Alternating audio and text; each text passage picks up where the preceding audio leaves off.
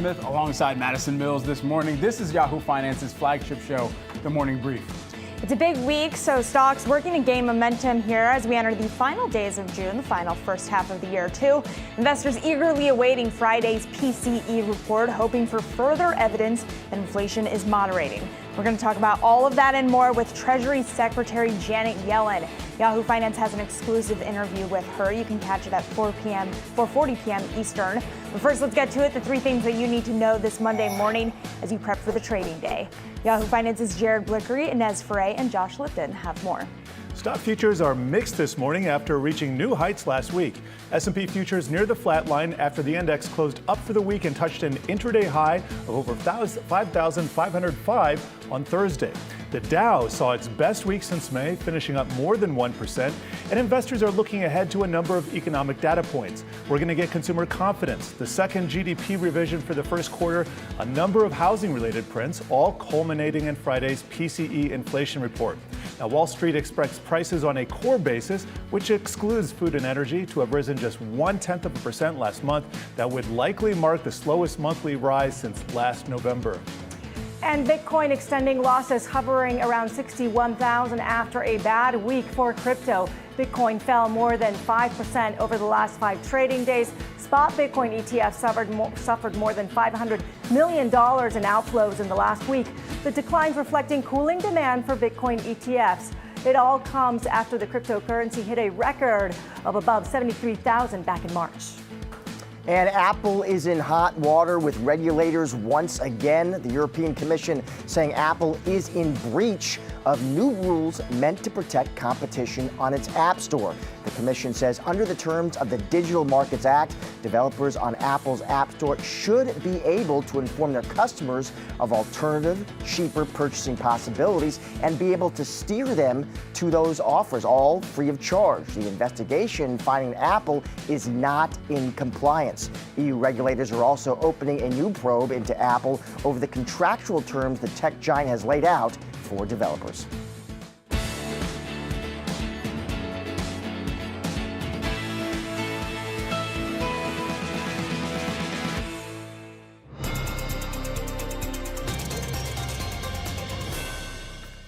Well, our top story this week, stock futures, they are mixed as we enter the final trading week of June. And as Maddie mentioned, the final trading week of the first half, 1H 2024 here, right? Things have been ripping to record highs as we wrap up the second quarter of the year. We've already seen some of those new record highs hit during the first half, second quarter of this year. And there we're taking a look at the Dow futures here this morning, up by about 0.2%. Let's also just rejigger this for a hot second here, and we'll show you what the S&P 500 futures and the Nasdaq futures are doing. They were mixed, as we were mentioning just a moment ago here. And even as we're considering all of the movement that we've been tracking here pre-market as well, it's a quiet but loud type of trading week here with some of the companies that are going to be reporting earnings over the course of this week. Micron, Nike, FedEx, Paychex, General Mills. So you have everything from the high seas and Carnival Corporation covered all the way into what's on your feet, what you're wearing out there, and what's being talked about at the dinner table coming up over the course of this week. Even some jeans action coming up here. Yeah, it's interesting because we are definitely nearing the close of earnings season and a little bit of a quiet period when it comes to catalysts for the market. But you take a look at some of these big names, a Levi's, certainly a Nike, really giving you insight into how the consumer is holding up against record-breaking inflation. You've also got Carnival. This bifurcation between these names, right? You've got consumer goods and consumer services. The spending on each has been a critical thing to watch when it comes to consumer health, whether or not people are diving into services even though they're struggling with their finances. We'll be able to get a good look at that when it comes to the spending along these things. And as Brad's mentioning, on deck this week, we've got 2 reads on the consumer with consumer confidence and sentiment. We're also getting a bunch of housing data as well as GDP for the first quarter. This will all culminate in Friday's big inflation print. That is the Personal Consumption Expenditures Index. Now, this is critical because this includes within it the core PCE index. That is what the Federal Reserve looks at as their, quote, preferred inflation gauge, giving them the cleanest indication of how the fight against inflation is going. The street is anticipating 2.6%. The critical thing to hear there is that number 2, right? The Fed wants to be seeing 2% inflation. That is what the record-breaking interest rate hike cycle has been gearing towards this entire time. So if we do see that 2.6%, that could be a boon for markets moving forward. Yeah, and a question of whether or not a two handle is enough for the Fed. So far, it has not been. But of course, coming into the projections, or the projections at least coming into that print, as of right now, the first instance where we would see potential cuts coming from the Fed, September is what the CME Fed Watch tool is looking at right now. That sits at about a 60% chance of a cut in September. And then you got to look out to December for perhaps the next highest probability among a range of possibilities for a 45% cut there in December as well here. So that's what we're going to be watching closely. And of course, we're also going to be listening closely to the words of Treasury Secretary Janet Yellen. Yahoo Finance has an exclusive interview with her. That's today, 4:40 p.m. Eastern Time. You do not want to miss that. But first, we're going to get to our top story here. The next big catalyst for the Federal Reserve. Markets currently pricing in 65% chance of a September cut. That's according to that CME Fed Watch tool. So how could Friday's PCE print, that includes the Fed's preferred inflation metric, impact the path forward for the central bank? Joining us now to discuss, we've got Julia Coronado, founder and president of Macro Policy Perspectives, to weigh in. Julia, thanks so much for being here with us this morning. We really appreciate it. Talk to me about what your thinking is heading into Friday's PCE print. If we do get that estimate, that 2.6%, what does that do to the chance of a September rate cut? Yeah, thank you for having me. I think, we already have the May CPI. There was a lot of broad-based declines or moderations in inflation there that will show through to the PCE, plus some of the other details we expect to be quite favorable as well. So we could even see the annual rate round down to 2.5. It should be very close. And that's more progress. So the Fed has said it needs to see more progress. So far, what we've seen this year, even with the upside surprise to Q1, the monthly prints have been beating last year's monthly prints. And so the annual rate keeps coming down. And we expect that pattern to continue right through into the September FOMC meeting. They'll have several more data prints in hand. And we think that they're going to be favorable and that the Fed will, open the door in July and actually move forward with a cut in September. It's progress and a pattern, but not the target we know, of course, for the Fed. Do you think that they need to change their target? Well, the other thing, actually, no. I think that changing the target before we get to 2% would be something. Chair Powell has been abundantly clear that he's not interested in doing that. They are coming up on the strategy review, this sort of every 5 years thing that they're going to be doing, and they will reevaluate potentially something like the target. Should it be a range? Should it be a point estimate? But I think that's not for now. For now, they want to get close to and hit that target before they ever have discussions about, changing it. That would be a potential hit to their credibility. You don't want to move the goalpost in the middle of the game. Well, it's interesting, the conversation about that upcoming debate about, the Fed's tools, because we recently got some housing data in that I want to get your take on, Julia. We're seeing housing starts not really there. Supply isn't there. It's making prices sticky in the housing market. How much will the dynamic between the Fed's rate hike cycle and the impact that has on housing potentially continue to weigh on something like core PCE moving forward? And does that indicate kind of a sickness within the tools that the Fed has, given that raising rates keeps people locked into housing, which then leads to inflation in other areas? I'm just curious your thinking on that broader dynamic. Yeah. No, it's a great question. And really the Fed, they have time, but they are starting to get closer to those trade-offs of are your high rate policies actually going to do more damage than good? The trade-off they're facing is, do you start a process earlier and go slowly so you can calibrate what is the neutral rate versus waiting until the economy really weakens? We've seen a little bit of cooling in consumer spending, some cooling in the labor market. I think so far it's within the realm of what the Fed wants to see. But again, that means you're getting closer to where those trade-offs might be binding in one direction or another. When it comes to housing supply, that's an excellent point because high rates do impede supply. There still is excess supply of multifamily housing coming onto the market. Really, this will be a full year of excess supply, more than likely, which is going to keep downward pressure on rents. But the Fed is going to need to begin lowering rates soon if it doesn't want a more binding bottleneck in supply to materialize over the next couple of years. At this rate, these rates, we are not seeing interest in building housing, and we know we need more supply there. So I think it will be very constructive for the Fed to at least initiate a sequence of cuts. They don't need to go all the way back down to zero, but maybe uninverting the yield curve and getting mortgage rates to a point where we actually see movement in the housing market would be a very healthy development for the U.S. economy. Julia, just a few minutes ago, we were discussing some of the companies, equity market companies, that are at the tip of the tongue for a lot of households out there that are navigating their own personal or household economy. And we're going to hear from some of these companies that are going to be describing the economy in their own macro lens. What do you expect to continue to hear from companies like Nike, like FedEx, as they give us a little bit more of their insight on that macro lens over the course of this week and kind of set up what the tenor may be for the next earnings season? Absolutely. It's been an interesting earnings season so far because consumer-facing companies have reported a few key themes.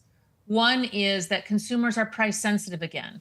That's good news for the Fed. That's good news for inflation. Consumers want a deal. They are now spending their hard-earned cash, not stimulus, and they are spending the full range of goods and services, unlike during the pandemic. So they're actually quite picky, and they want a deal to part with their cash.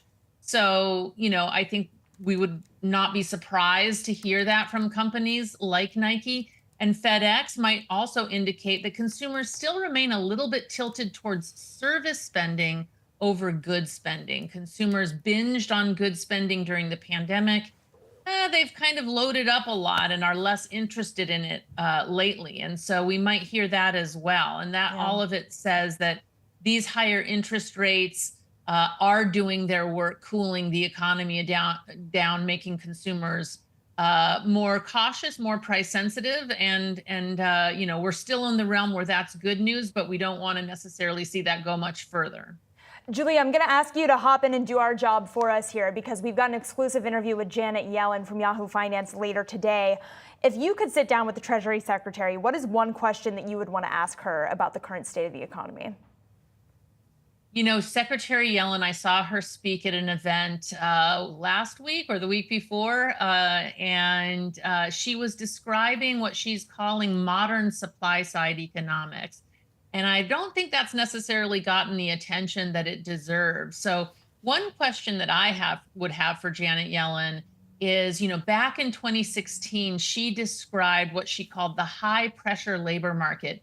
And maybe if you ran policy such that you have a high pressure labor market, and some companies would be incentivized to invest, and we could actually see a boost to productivity. So I would ask her, Secretary Yellen, do you think you're seeing the dividends you expected to see from running a high pressure labor market, a more productive, efficient, resilient economy? Is that part and parcel of the policies that were chosen during the pandemic? Julia Coronado, who is the founder and president of Macro Policy Perspectives. Thanks so much for joining us here today. Really appreciate it. My pleasure. And for more on the Fed's path forward, Yahoo Finance is going to speak to Treasury Secretary Janet Yellen for an exclusive interview at 4:40 p.m. Eastern Time today. You do not want to miss that. Well, Bitcoin sliding today, already heading for its third worst week of the year. And to break down the currency's moves, Yahoo Finance's very own Inez Ferre is here with more. Hey, Inez. Hey, Brad. Yeah, and Bitcoin losses have been mounting, with the cryptocurrency seeing a more than 1 month low. Now, there's a couple of reasons why this could be happening.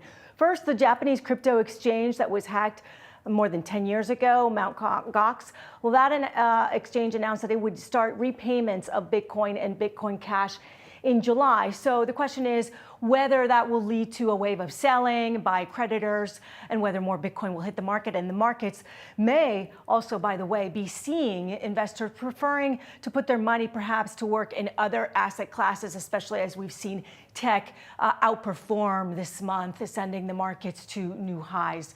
U.S. spot Bitcoin ETFs have seen 6 straight days of outflows. And this is coming after funds are preparing to launch ETFs investing directly in Ether. Now, the level to watch for Bitcoin right now, down more than 5%. Remember that it trades on a 24/7 basis. But here is this level that we're watching. It did hit near the 60,000 level earlier this morning. Right now, we're at 61, just above 61,000. But if we take a look at a year-to-date chart, you are still seeing Bitcoin is up nearly 40% year to date, because last year Bitcoin had ended just around the 43,000 level. I just also want to point out what's been happening with crypto-related stocks. We are seeing pressure on these stocks today. Over a 10-day chart, you can see some of the pressure that they have been facing as Bitcoin has been selling off, guys. All right, Yahoo Finance's own Ines Frey, tracking all things in the crypto landscape right now with those major moves in Bitcoin. Ines, thanks so much. Thank you. Well, the European Union is charging Apple for failing to comply with an anti-competition law. Regulators there alleging the iPhone maker's App Store prevents developers from steering customers to alternative ways to make purchases. Now, if the EU proves that the tech giant broke the rules, Apple could be fined as much as 10% of its worldwide revenue. Taking a look at shares here, extended hours pre-market on the back of this news, they are flat, still barely holding on to gains here. But this was significant, especially considering some of the changes that the European Commission has made with regard to its Digital Markets Act, as they are saying that Apple is preventing app developers from freely steering customers to alternative channels for offers and for content as well. And they're also looking across Apple's new core technology fee, saying that that falls short of ensuring effective compliance with Apple obligations under the DMA as well. Yeah, it's interesting because this follows another similar move that the EU made against Apple. This was back in March, and that led to fines totaling around 1.8 billion euros, so about $1.9 billion. Initial estimates that we're hearing this morning indicate that the fine for Apple this time around could be similar. It could be another $2 billion fine based on kind of the regulation tracking that analysts do in this space. But $2 billion, that's obviously not necessarily a massive downward pressure for a company like Apple, but it's not nothing, and it's more so related to if, in fact, this does lead to pressure for Apple to change its practices, what could that do to its revenue moving forward, given that this is a company that's already been under pressure in other areas, Brad, including sales of the iPhone. That's right. We are just getting started here on the morning brief. That was AAPL, but coming up, we've got TGT and Shop. Target and Shopify announcing a new partnership. We've got all the details. And later on, we're talking about investing in the new frontier, space. And stay tuned for our exclusive with the Treasury Secretary Janet Yellen at 4:40 p.m. Eastern Time today. You don't want to miss it. We'll make sure you don't.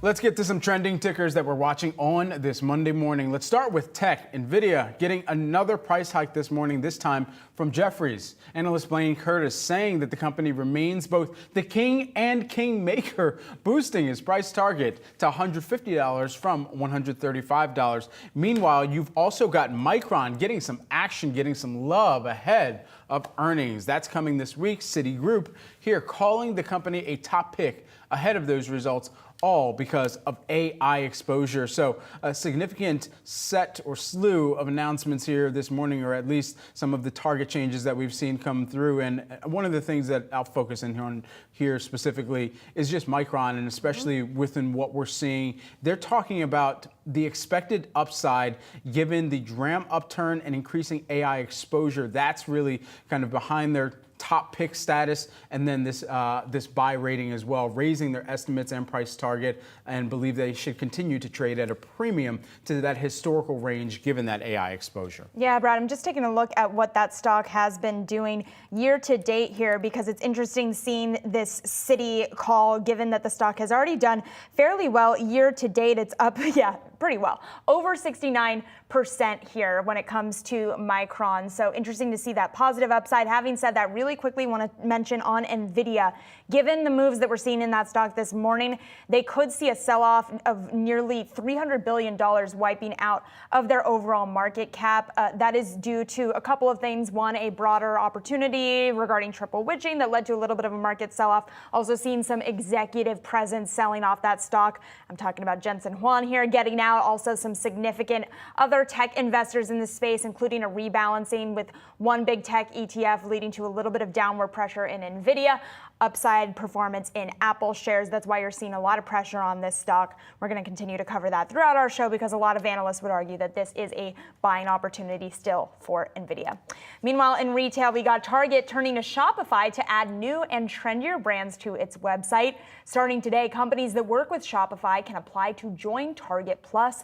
That is the retailer's third-party marketplace. Target and Shopify did not disclose financial terms or the length of the deal, but Brad, this comes as Target is clearly trying to compete in the e-commerce space. And when I mention e-commerce, what name comes to mind? It's Amazon, you guys. I'll let you in on the secret, right? So Target Plus, potentially their attempts to move past some of that competition. They've seen a lot of headwinds in their foot traffic in stores, but also when it comes to online purchases. And I think they're hoping that any additional data they can get about what consumers are purchasing could help them to target customers more efficiently moving forward. Yeah, I think no further back than to the Q1 earnings call here. And a lot of our viewers remember us talking about this. Brian Cornell, the chairman and chief executive officer for Target, had actually talked about this most recent quarter, talking about the reliability, the digital channel, where trends are improving meaningfully over the past few quarters. In that first quarter, they actually saw an increase in digital sales for the first time in more than a year. Growth driven by some of the same-day services, drive up, in-store pickup, same-day delivery. So why does this all matter? This is just another element for even more merchants to be able to have their products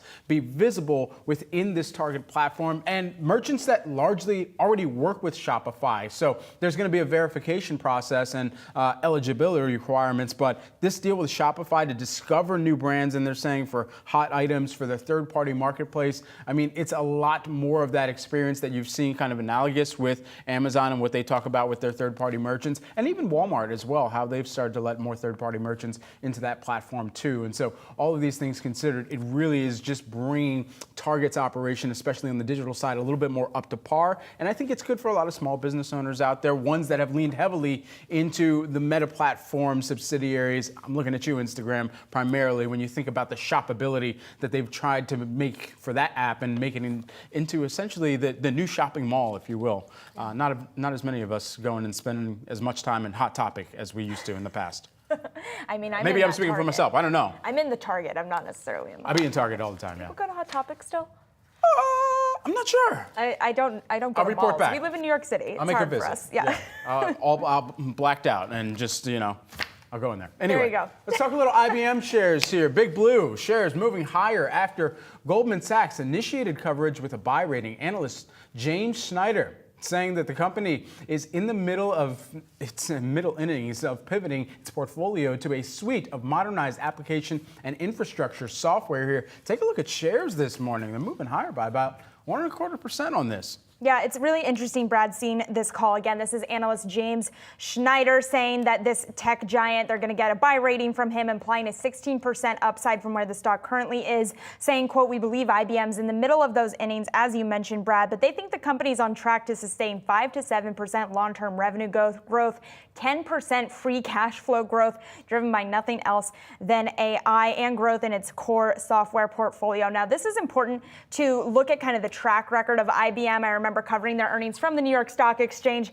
just a couple of quarters ago, and the kind of talking point on the floor was this is not your traditional IBM when it comes to hardware-driven services and product offerings, rather.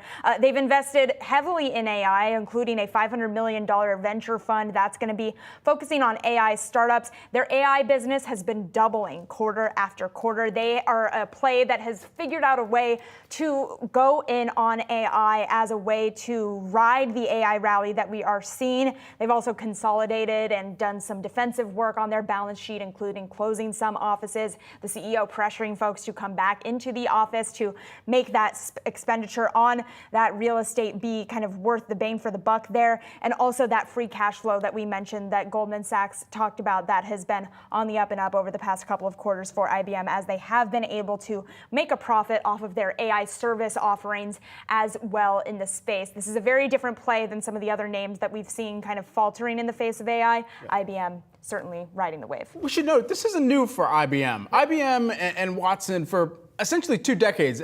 Like since I've been in high school, I've been seeing Watson commercials here. So artificial intelligence is not new for IBM. It's just this new wave of how they're infusing it in to different elements of either their consumer-facing products, some and those services some people see, even if they're engaging in sports. All those people that were watching the Masters just going into the app and trying to figure out some of the data analytics on swing-by-swing calculators, yada, yada, yada. And if they'd be able to pull it off, who knows? But then it correlates into some of the business solutions as well that they put out there too. So it's really just that next iteration of how they're going to be advancing Watson as an AI play, I think, here. Really good point. They've been in the space for a while and they've found a way to capitalize off the most recent. Not new to this. Not new to this, just finding a way to ride the wave moving forward. We are just minutes away from the opening bell right here on Wall Street. We're going to be watching how the trading day is shaping up, looking at a mixed picture, some pressure in the S&P, the Nasdaq down 0.3%. We'll cover all this and more after the break.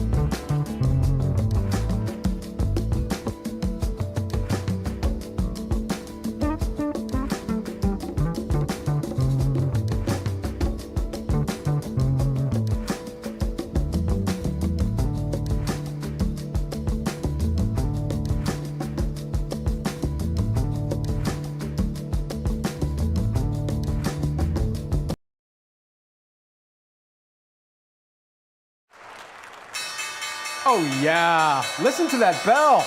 All right, it's Monday, everyone.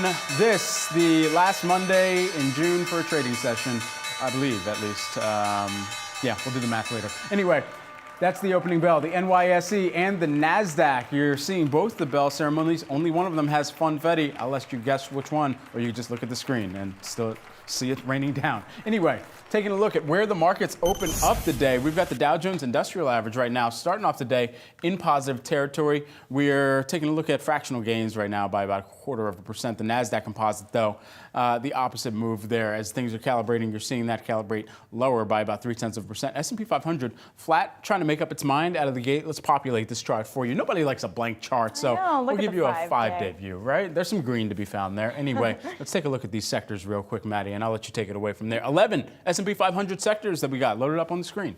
Yeah, interesting seeing XLK, the biggest downward pressure point when it comes to the broader sector action. That's the technology sector, of course. Obviously, a great performance year to date, but seeing a little bit of pressure, primarily driven by the downward pressure we've seen in Nvidia stock. That company is set to wipe off $300 billion of its market cap heading into the trade today, depending on how the movements go as we lead into the close. But one thing that I've been looking at, and I know Jared will talk about this, is, yeah, you can see Nvidia clearly down a little over 2% there. We saw the Russell outpacing the broader market last week, and I know I keep bringing this up, but it's a question about whether or not that can be a catch-up trade for folks who maybe didn't get in on Nvidia when the time was right. You could also argue that right now we're in a buying opportunity for Nvidia because of that downward pressure. Yeah, the Russell's still down about 0.25% year to date, but heading into the close last week, we did see some upward momentum, and now we're seeing the Russell up nearly 0.25% today as well. But we're going to get into more detail with that because we've got Yahoo Finance's Jared Blickery looking at what's moving. Jared, what do you got? Well, thank you, Maddie. Let me just start out with the broader index. This is the S&P 500 on a year-to-date basis, and all I want to point out here is that we are just by record highs. The S&P and the Nasdaq have been up 8 of the last 9 weeks, looking to make it, I believe, 9 out of 10 now. And so a lot of people are saying, well, is the market due for a pause? I would add that seasonal headwinds don't really come into play until at the very least mid-July. In fact, seasonal tailwinds are extremely bullish for the next few weeks. Doesn't mean that we have to go up, but that is what would be more likely than not. So here's the VIX. This is also year to date, but I want to point out we're at the highest level in 3 weeks there. And when you combine this with some other facts, last week we had huge inflows into tech. We saw, I think it was the biggest record, it was the biggest flows that we've ever seen into tech. Sometimes that is a sign of capitulation. And here we have, we were just talking about XLK, that is a large cap sector, tech sector ETF. We just had that big rebalance. Remember that. This is the first day of that rebalance when Apple is going to be weighted less, and there was about $10 billion worth of selling, and Nvidia is supposed to be bought. But if you're looking at here, the movements are about opposite what you would expect there. Apple's up and Nvidia's down. This is because I think all of that rebalancing footwork was probably put in last week, and we're just seeing some broader risk off today in the chip space. Having said that, let's move on to the chip space and see, yes, Nvidia down 2%, Qualcomm down 3.5%, Supermicro Computer down there, SMCI, that's also down about 3.5%. So all in all, kind of a mixed market to start the week. Some people looking for a broader sell-off, but again, those the tailwinds, the bullish tailwinds just last a few more weeks, guys. Yeah, really good point, Jared, there on XLK kind of dumping Apple, expected to load up on Nvidia, perhaps a little bit of that already priced in, though. Thanks so much, Jared, as always. Really appreciate it. We're going to focus in on Nvidia because those shares moving to the downside at the open. It's down about 1.8% right now. The chip giant's down over 6% in the last 2 days, dragging the index along lower with it. You can see over the past 2 days, Nvidia's down nearly 5% there. Our next guest saying, despite all that, tech continues to be a top pick. Joining us to discuss, we've got Brad McMillan. He is Commonwealth Financial Network's Chief Investment Officer. Brad, thanks so much for being here with us. I just want to get your broad take on positioning in tech right now. What are you seeing? How would you categorize the positioning that you're seeing in the tech space? What we've seen, Maddie, is a significant run-up in some of the headliners. NVIDIA, of course, we've been talking about that all morning. But at the same time, you're starting to see a bit of a pullback there. And that's fine because we've seen some insider selling, which makes sense. But when you look at the underlying trends, yeah, there's some companies coming up. underneath Nvidia in the artificial intelligence market. But at the same time, Nvidia is still amazingly dominant. So, a little bit of a pullback, that doesn't worry me necessarily in the short term as long as the trends remain positive, and they are. And those other companies give you other opportunities going forward. So I don't see this as a Nvidia story. I see this as a continued growth story for the industry as a whole. How do you kind of really separate what we're seeing within Nvidia's tech story and the orders that are coming in from the business to business side on anticipation of how generative AI will be utilized versus the consumer technology story where you've got firmly within there companies like Apple that are trying to continue to make their own rebound over the course of this year, given some of the slippage that we had seen out the gate to start 2024? Well, when you look at Nvidia, and let's stick with those for example, they're selling the picks and shovels to the miners, and then the miners are actually going out and trying to dig the gold.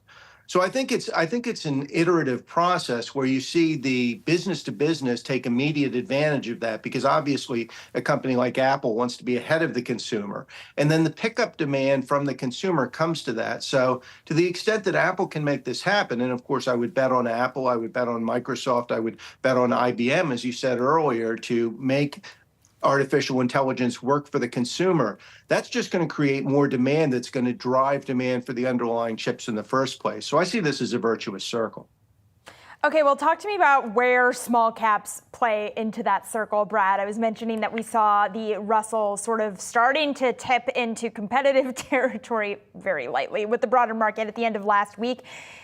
Could this be evidence of broadening out, or are we kind of overstating that at this point in hopes of seeing broadening out in this market?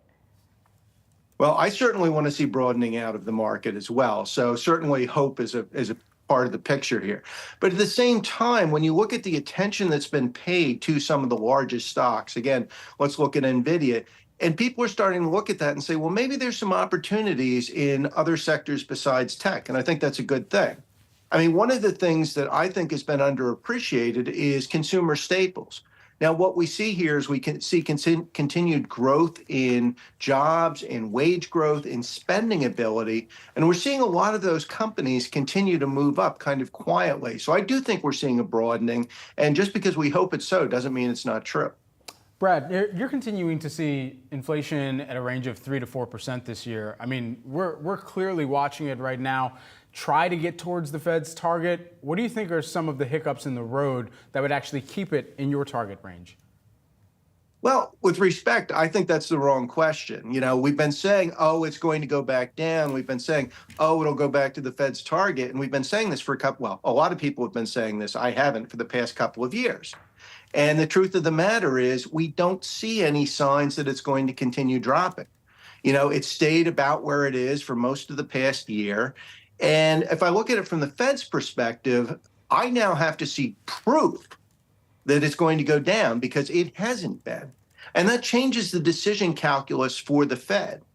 So, I look at it and I say, the question is not, why would it stay up? The question at this point, and I can give you a lot of reasons, but the question is, why are we going to assume it's going to go down? Because we're just not seeing it.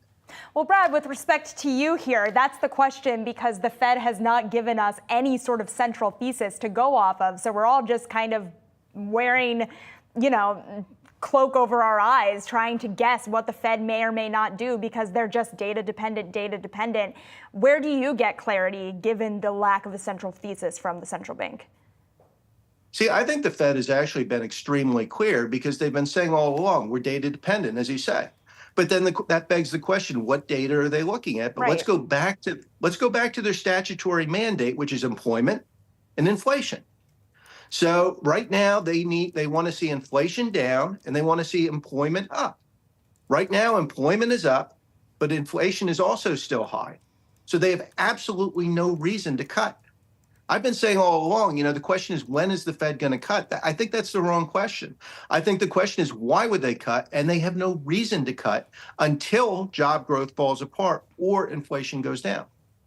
Brad McMillan, Commonwealth Financial Network Chief Investment Officer. Brad, thanks so much for taking the time this morning.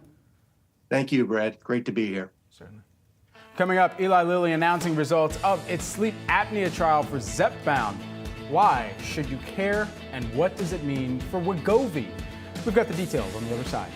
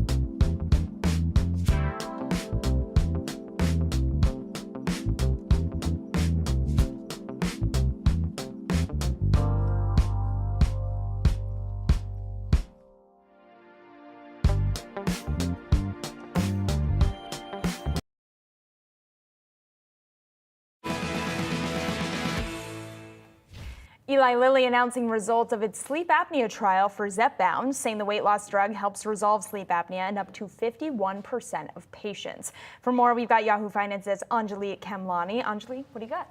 That's right. This is an exciting sort of new chapter for Eli Lilly because this breaks open the Medicare reimbursement channel for them, which is exactly what happened with Wegovy for Novo Nordisk. Once you get that additional label, that's when you can get that government reimbursement, which is still blocked from covering weight loss drugs. So that's really the big news for Eli Lilly. We did know these results were coming. We saw positive outlooks from the earlier stages in the trials. Meanwhile, Eli Lilly has already applied with the FDA for approval. So let's take a look at what happened. So they said that Zepbound, quote unquote, resolved obstructive sleep apnea, which basically means that it is less than 5 incidents in an hour in a night. They looked at 43% reduction in those that are not using those PAP machines, those mask machines at night, and 51% reduction for those that did. That's a higher percentage.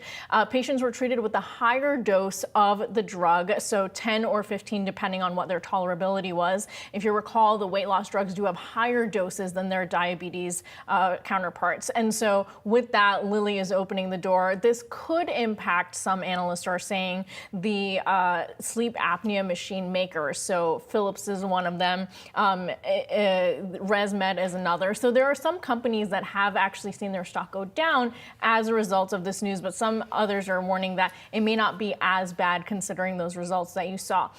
Meanwhile, we also know, of course, that this then opens the door, like I mentioned, one analyst from JPM saying that, quote, this clearly supports the addition of the label expansion for sleep apnea, and that will allow for a reimbursement from the Medicare population. We know that there is a bill in the House right now looking to open up weight loss drug coverage for Medicare. So 2 ways for this to really open the door for both Eli Lilly and Novo Nordisk. It's remarkable. What can you tell us about the new study on Alnilam's drug? I think I pronounced that correctly. Alnilam, you're close. I haven't seen any commercials for it yet to show me how to pronounce it. So that's what I'm waiting for. Yeah, I know. So they have a heart drug that helped cut the risk of death and hospitalization by 28%. They had 2 different subgroups for this, which was interesting. Part of the population of the clinical trial was already on another heart medication, and then they had the ones that were just on this therapy alone, and that group scored higher with a 33% reduction in the risk of death and heart hospitalization. So really good news. It's been closely watched. It's one of those things where, the heart group and heart disease we know is a big part of the broader, one of the biggest diseases and killers. So this is really good news for that population. Why can't they just make these drugs easier to pronounce?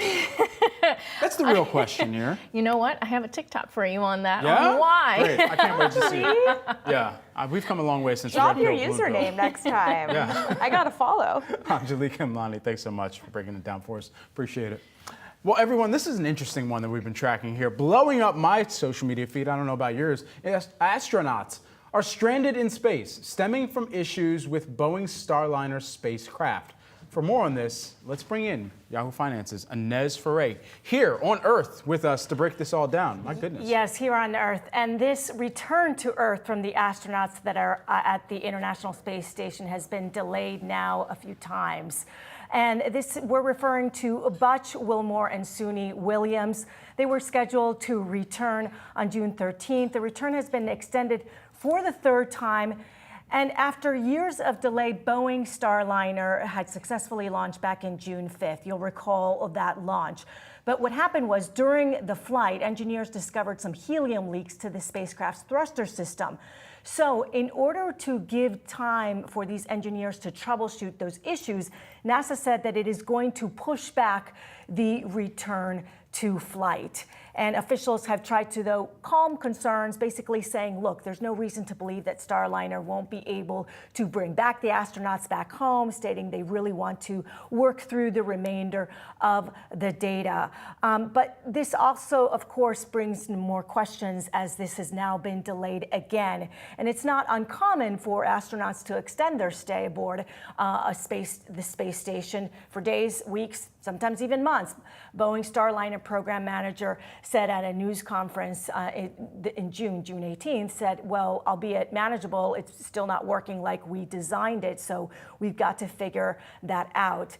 NASA and Boeing have not said when the astronauts exactly will be returning. There is a spacewalk that is scheduled for July 2nd, so it would be after that July 2nd spacewalk. But of course, what is very concerning is these delays, and even though Boeing has sort of painted this as, okay, this is a learning experience and we're working through the data and we're figuring out these issues, it's still obviously a string of challenges that Boeing has faced this year. And the most critical part, really, of these is the takeoff and the landing when you are talking about these as spacecrafts, because when they are coming back into the Earth's atmosphere, that is really the most crucial time. So nothing can go wrong. Absolutely. You know, it was interesting. FactSet actually had mentioned Boeing within their earnings insight, their weekly insight that came out last Friday talking about the industrial sector seeing the largest decrease in EPS estimates, and Boeing leads the earnings decreases since March 31st here. So it's going to be a critical report when they do finally publish those results for the quarter that's wrapping up in just a few days here as well. But once again here in focus for Boeing. And Nez, thanks so much for tracking this story. Thank you. Absolutely. Coming up, everyone, Dilly Dilly. Bud Light parent AB InBev gets an upgrade from UBS shares. They're loving the news. We'll explain why the analyst is bullish on the other side.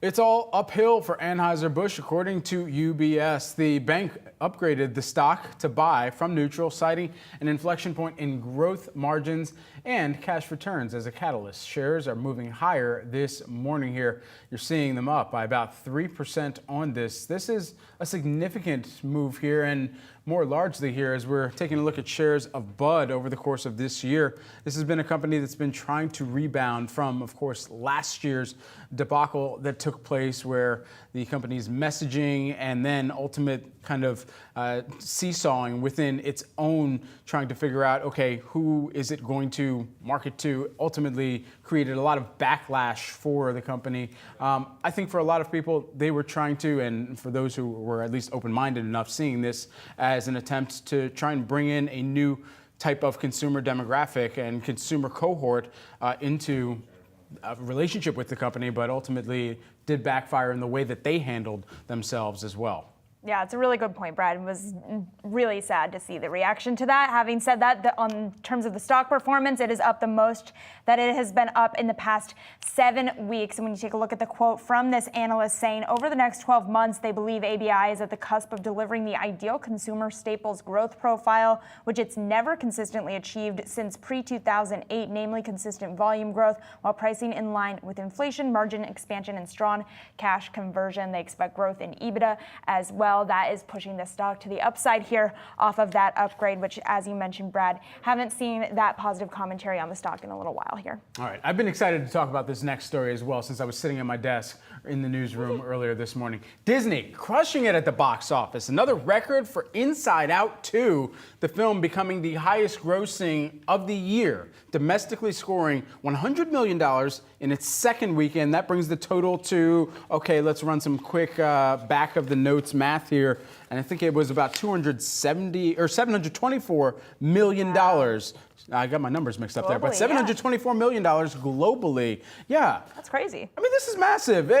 I gotta admit, I haven't seen the movie yet. I've only seen the teaser, the extended teaser for the movie here. And I mean, look, the kids these days get everything, man. They got fidget spinners, they got generative AI, they got good video game graphics here. We only had time. I mean, we only had essentially, you know, angel on one shoulder and the devil on the other shoulder, really walking us through our thoughts. These films are being able to like name the inner monologue that's happening here, and I think it's a good kind of perspective into, you know, just maybe mental health at a more kind of Pixar-ish type of realm. Name your feelings. Name the feelings. Name your feelings. That's what they did. A lot of different parts inside of you. You can see all those parts in Inside Out. I will say, I have not yet seen this movie. I know that our executive producer is going to freak out in a second in my ear over that. So I've got to go see it just to feel like I'm part of the Yahoo Finance Our executive family. producer saw this already? Oh, Val's obsessed with Inside Out. She said but she maybe hasn't she seen it, hasn't though. seen it yet. Okay, good. Wow. So I'm in good company. We'll all go see it as a team building event and then talk about all of our feelings after. But as you mentioned, Brad, it is incredible to see just the sheer amount of gains that this movie has seen, particularly when the overall Hollywood picture has been a little bit rough over the past year following Barbenheimer. There weren't a lot of positive catalysts. Now seeing a film like this bring a lot of people back to the box office, bringing a little bit of hope back into folks in that space about potential growth to come. Well, health is wealth. Maybe we should just go see it during the 11 a.m. hour here today. And oh, absolutely. Just Instagram Live it. We heard an instant no, actually. So we will not be doing that. And now they're telling us to wrap this incredible coverage that we're doing right here. But coming up, we're going to dive deeper into the catalyst moving markets and later Yahoo Finance. Another reminder here, sitting down with Treasury Secretary Janet Yellen for an exclusive interview that will be at 4:40 p.m. Eastern today. You won't want to miss it. And stick around for Wealth with Brad Smith at 11 a.m.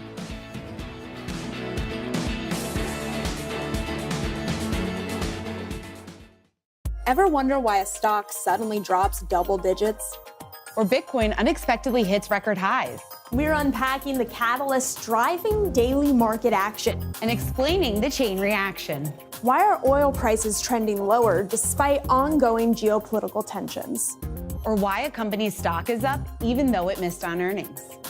Insight from top strategists, economists, and business leaders will help you make the smartest choices for your portfolio. This is Catalysts. Tune in daily, 10 a.m. Eastern on Yahoo Finance.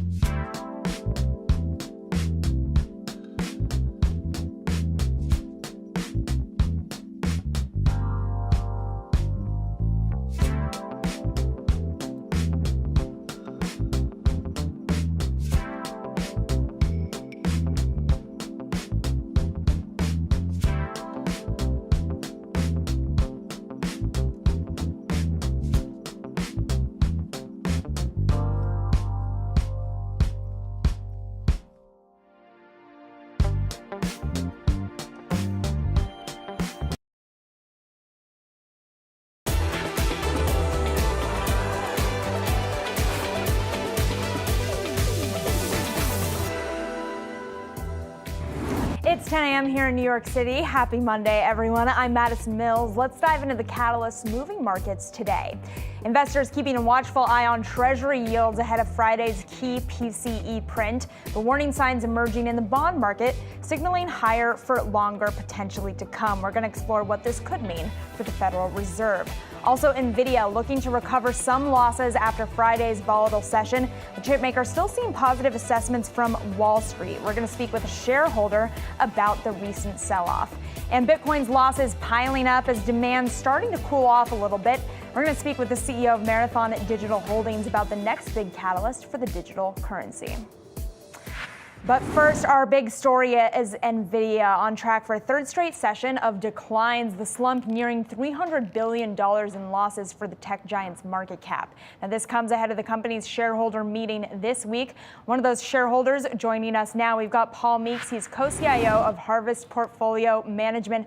Paul, it's great to speak with you, and thanks so much for taking the time with us this morning. I'm curious from your perspective how you are digesting the movement that we've seen with Nvidia stock over the last couple of days, and does it change anything about your thinking when it comes to your holdings of Nvidia?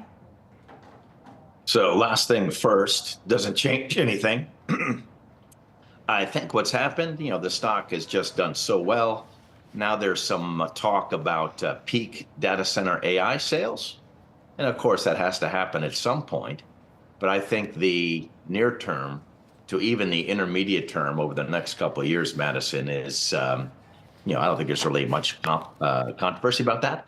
I think what happens on Wednesday when they have their annual shareholders meeting, at some point in the presentation, and it starts at 9 a.m. Pacific time, Jensen Huang will strut to the stage. That was not released in the press release for the event, but I imagine that's the case. It's essentially industry standard.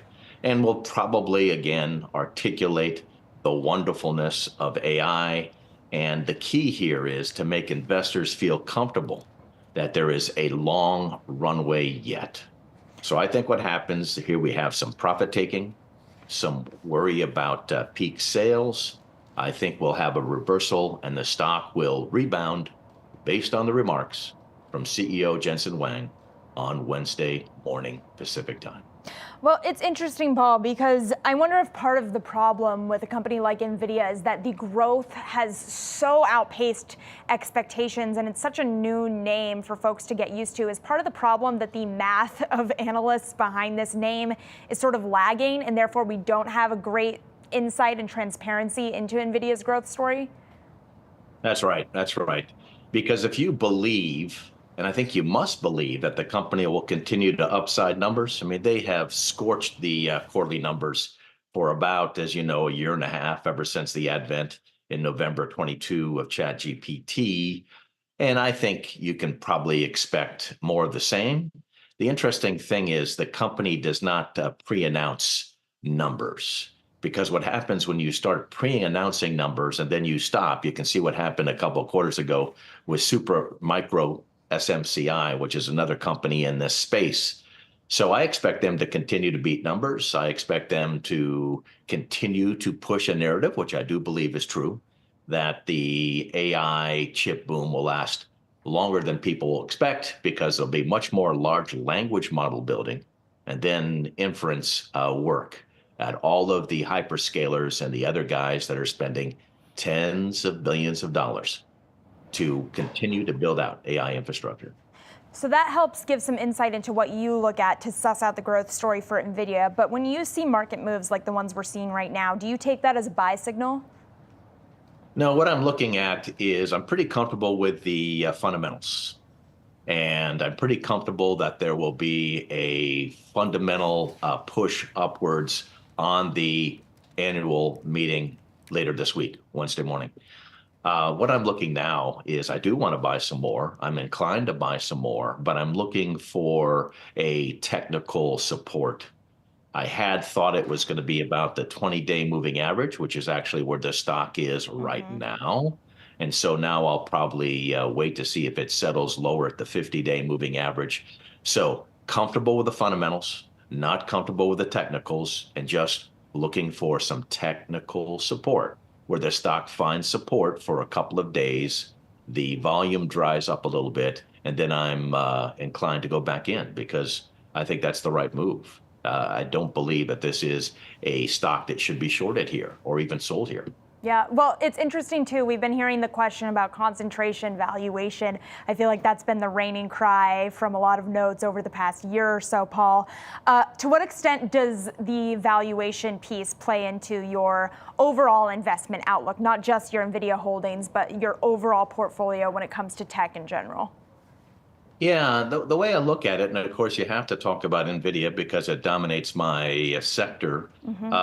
Is this stock expensive? Maybe a little bit expensive after its most recent run before this drop off, but it had not been. And if you take a look at probably the closest compare, here is Cisco Systems building out the internet infrastructure in the very late 90s, very early 2000s.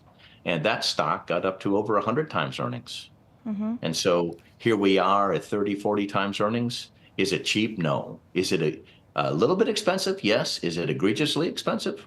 No. So I actually think that I'm not so worried about the valuation, and I'm looking for that technical stability before I go back and add to the position. So, of course, my position is already quite large. All right, we're going to have to leave it there, but thank you so much, Paul, for joining us. Really appreciate it. That was Paul Meeks, CIO, and also a shareholder in Nvidia. Now, moving on here, the Russell 2000 outperformed the broader market at the end of last week as tech stocks continue to be under pressure, of course, led by Nvidia. Could this be the time for a catch-up trade led by broadening out? Joining us to discuss, and here on set, we've got Jason Pride, Chief of Investment Strategy and Research at Glen Mead. Thank you so much for joining us here, Jason. Thanks really for having appreciate me, it. I know you just heard our conversation with Paul, and I'm curious, what stood out to you in terms of the concentration we're seeing in tech versus a strong desire to have a broadening out, but are we seeing evidence of that broadening out really starting to happen? So I think it's probably going to take a little bit of time for us to actually see that broadening out. Quite often when we see innovation cycles, what happens is we go through a period of hype through which valuations get stretched, often to a point that's hard to discern at that point in time. I heard you talking about how hard it is to value a hyper growth issue. That actually is a problem within investment analysis. Everybody's grappling with today with things like Nvidia. But quite often following that hype, there is often a period of disappointment, meaning that we build up high expectations for some issues that eventually get to a point where they just cannot be met. And that period of disappointment shrinks the valuations. And then maybe later in time, if you look back at the internet cycle, we went through this and eventually there was a realization on the other side 10 years later, all that hype actually ended up being true. They ended up being true 10 years later rather than within that exact time frame that everybody was hoping for. So that may play out again this time.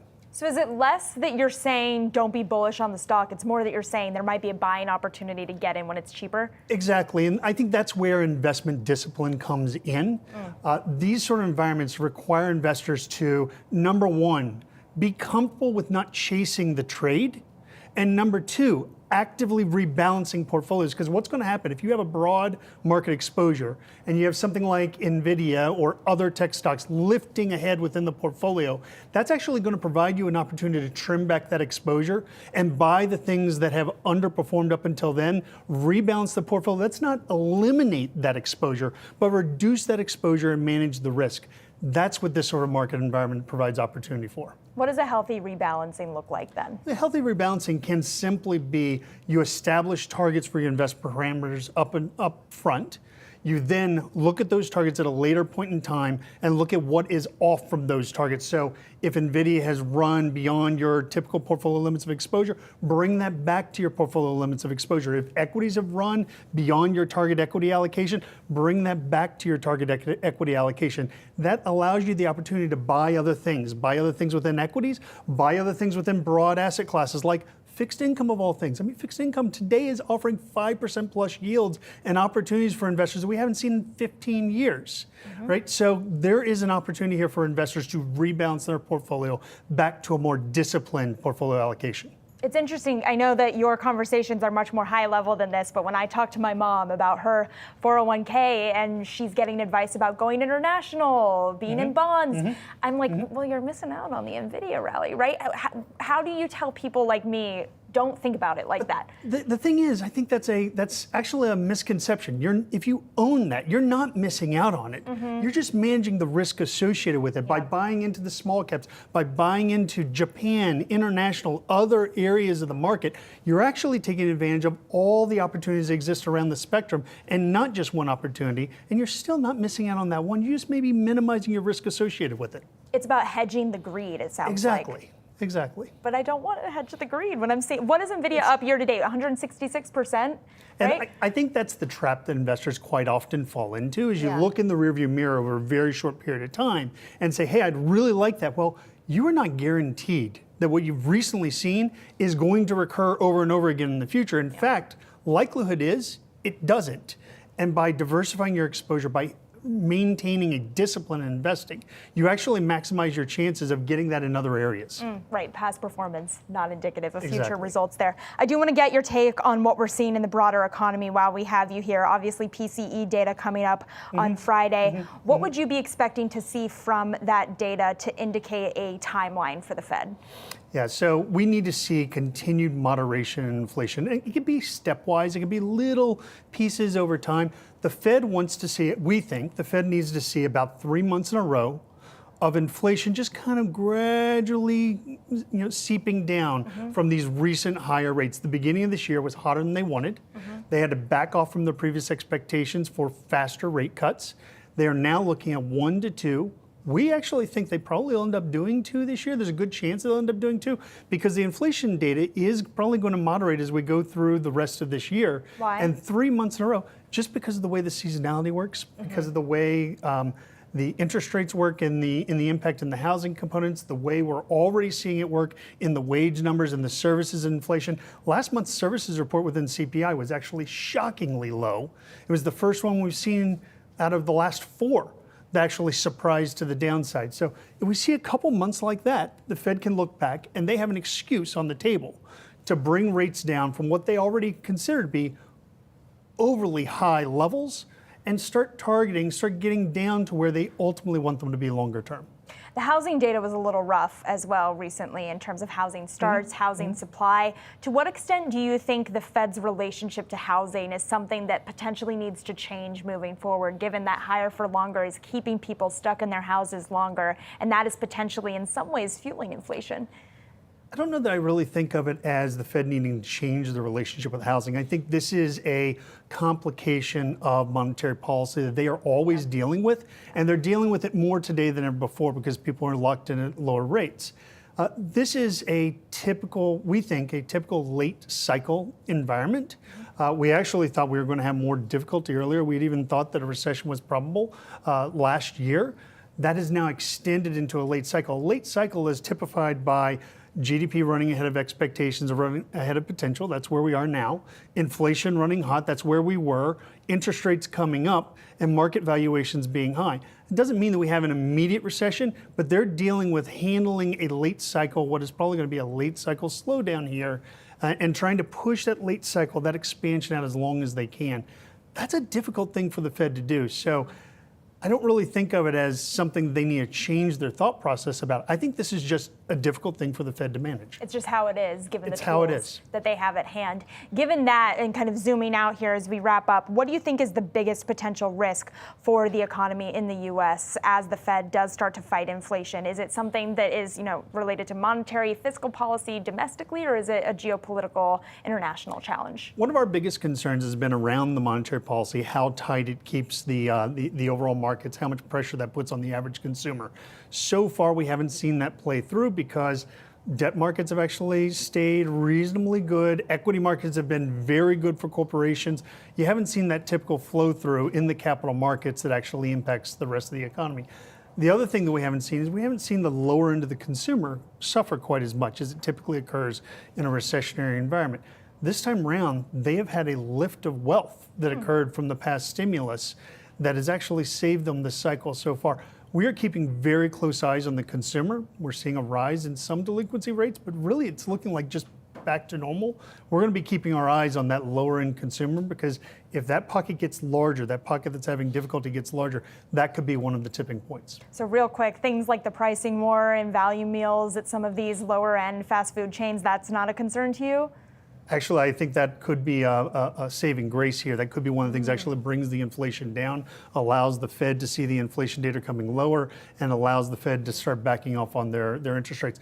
We've waded through a cycle where the Fed raised rates, fiscal policy provided an offset to that. Now we need them to cross each other. We need fiscal policy to back off at the time that monetary policies, downside to the economy backs off as well.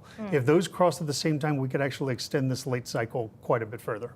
Really appreciate it, Jason. Thank you so much for coming in, and thanks for the great commentary. Thanks, Madison. Appreciate it. Again, that was Jason Pride, Glenmead, Chief of Investment Strategy and Research.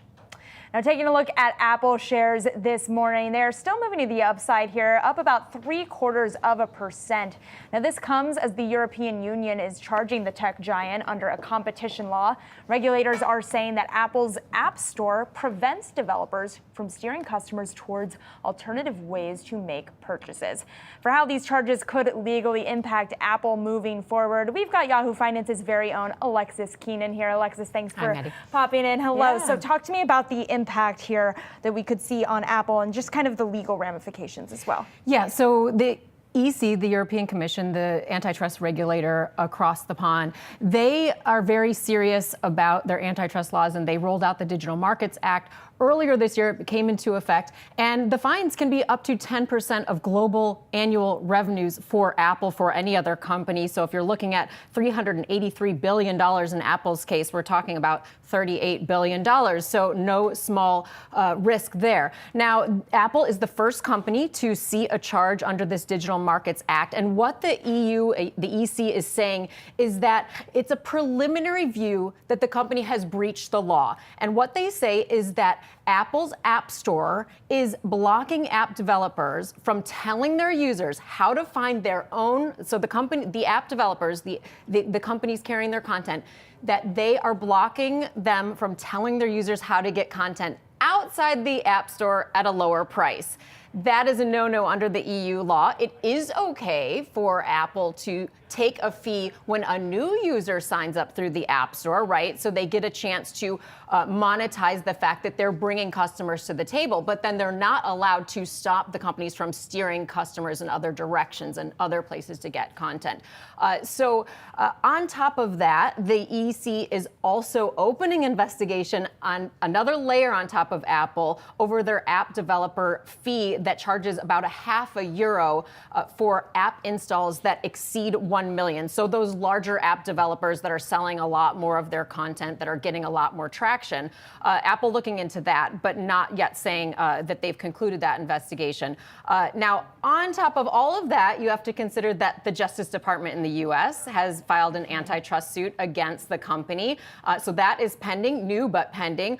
Also, the EC in March charging the company $2 billion fine for allegedly blocking music streaming apps from being able to do a similar feature of selling their content through the App Store. And then the EC in March beginning an investigation into the way that Apple allows customers to see a choice in their browser and in their search features on the phone. So just a lot piling up for the company. The antitrust kind of cloud is getting very thick. And so these are just major allegations to contend with. Apple is going to get a chance to respond to these claims, and the EC will have to make a decision, or they're slated to make a decision by March of next year. And that will be March following the March where they already had that $2 billion fine that you mentioned, which potentially gives investors a bit of a roadmap about what this fine could look like. Alexis, thank you so much for giving us the great background. Really appreciate it, as always. We're going to have all of your markets action ahead, so stay tuned for more. You're looking at some gains across the broader indices here, moving to the green after some trouble heading into the market open. We're going to cover all those market moves for you after the break.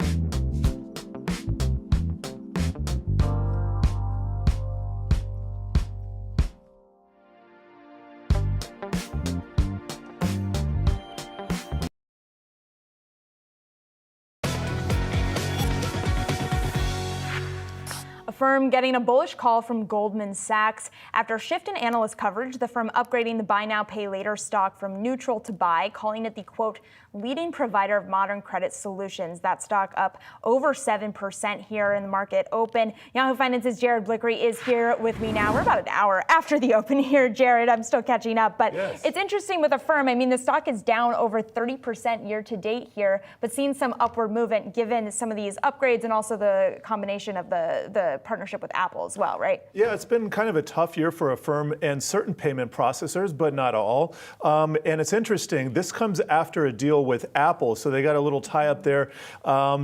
Online transactions in the U.S. are going to be a bigger factor in their earnings going forward. And Goldman is specifically citing their underwriting processes. They look at this Apple deal and they're looking at gross merchandise volume. And specifically, they want to see that growth rate over 15% over time.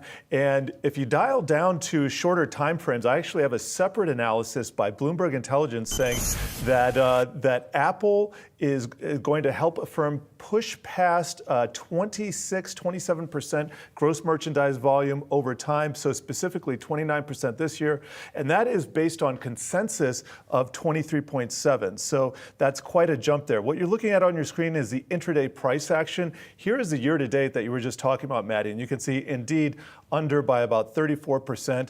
And I'll just put a max chart because this is a company that came to market in 2021.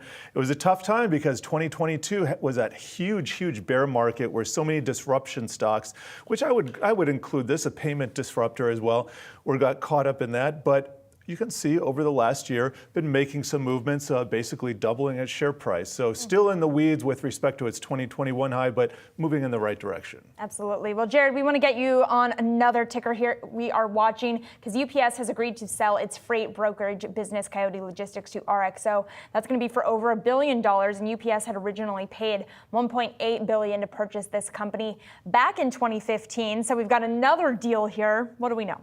Yeah, and I got some analysts. Let me just jump straight to the commentary there. Barclays, which rates the stock in overweight, saying that the deal looks favorable from a valuation and commercial perspective for RXO. Then we have Jefferies with a buy, saying that this deal adds significantly to RXO's scale. Supplementally, I can say that they're going to be about the third largest broker of their type in the U.S. And then we have Bloomberg Intelligence saying this transaction will make North America's third largest freight broker. So there you go. That's where that statistics come from. And Bloomberg also noticing that the purchase price was a little bit lower than what they would have expected, 1.4 to 1.8 billion. You mentioned that UPS paid 1.8 billion in 2025. So maybe it's looking like a deal. Now let's go to the Wi-Fi Interactive one more time where I'm going to chart. This is the 1-year price action. Let me show you year to date. This is interesting. You can see we're kind of in the weeds here. In the red here until today, and now with this bump up of about 18%, finally in the green for the year. Let me just put a max chart on. You can see this is a company that recently listed within the last couple of years. And you can see it is now close to its all-time high there. And I'll just show you a UPS chart as well. This goes back over 20 years, but just to show you that UPS is significantly off of its highs from a couple of years ago as well, Maddie. All right, Jared, thank you so much as always for bringing us those market moves. We really appreciate it.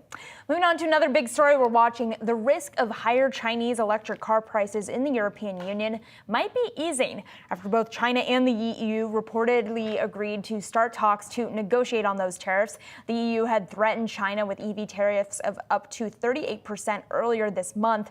So let's get into it. We've got Yahoo Finance's Praz Subramanian joining us with the details. And Praz, as I mentioned, we heard news about a potential 38% tariff earlier this month. What do we know about the new details when it comes to this negotiation and how that could impact EV producers as well? Well, the new information is that China says we want to hammer out a deal before the July 4th deadline. So that's the day that these tariffs go into effect. So they're saying that China wants to, in fact, scrap all the tariffs, not surprisingly.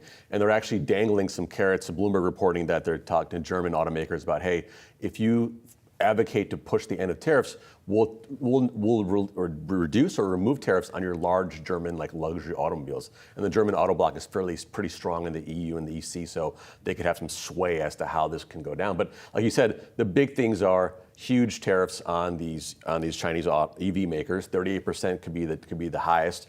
But also cars like BYD cars get a 17% tariff because they've been working with the EU officials to kind of figure out how legitimate are these sort of the money being transferred from Chinese governments to these companies. Like there's an investigation going on, and some automakers were helpful with that, and they got lesser tariffs. So that's sort of where the dance is. That's where the negotiations are right now. But look.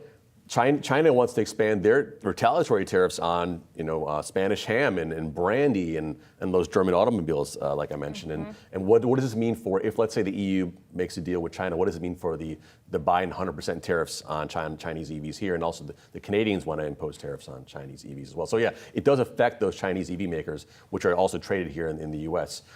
You have to imagine large tariffs like that, mostly in Europe, would be a huge sort of sales detriment. Well, that's exactly what I wanted to get your context on, because the 100% U.S. tariff on Chinese EVs was a little bit more symbolic. Yeah, right. EU tariffs, though, on Chinese EVs, what does that do to the car makers like a BYD, and what does it do to a Tesla?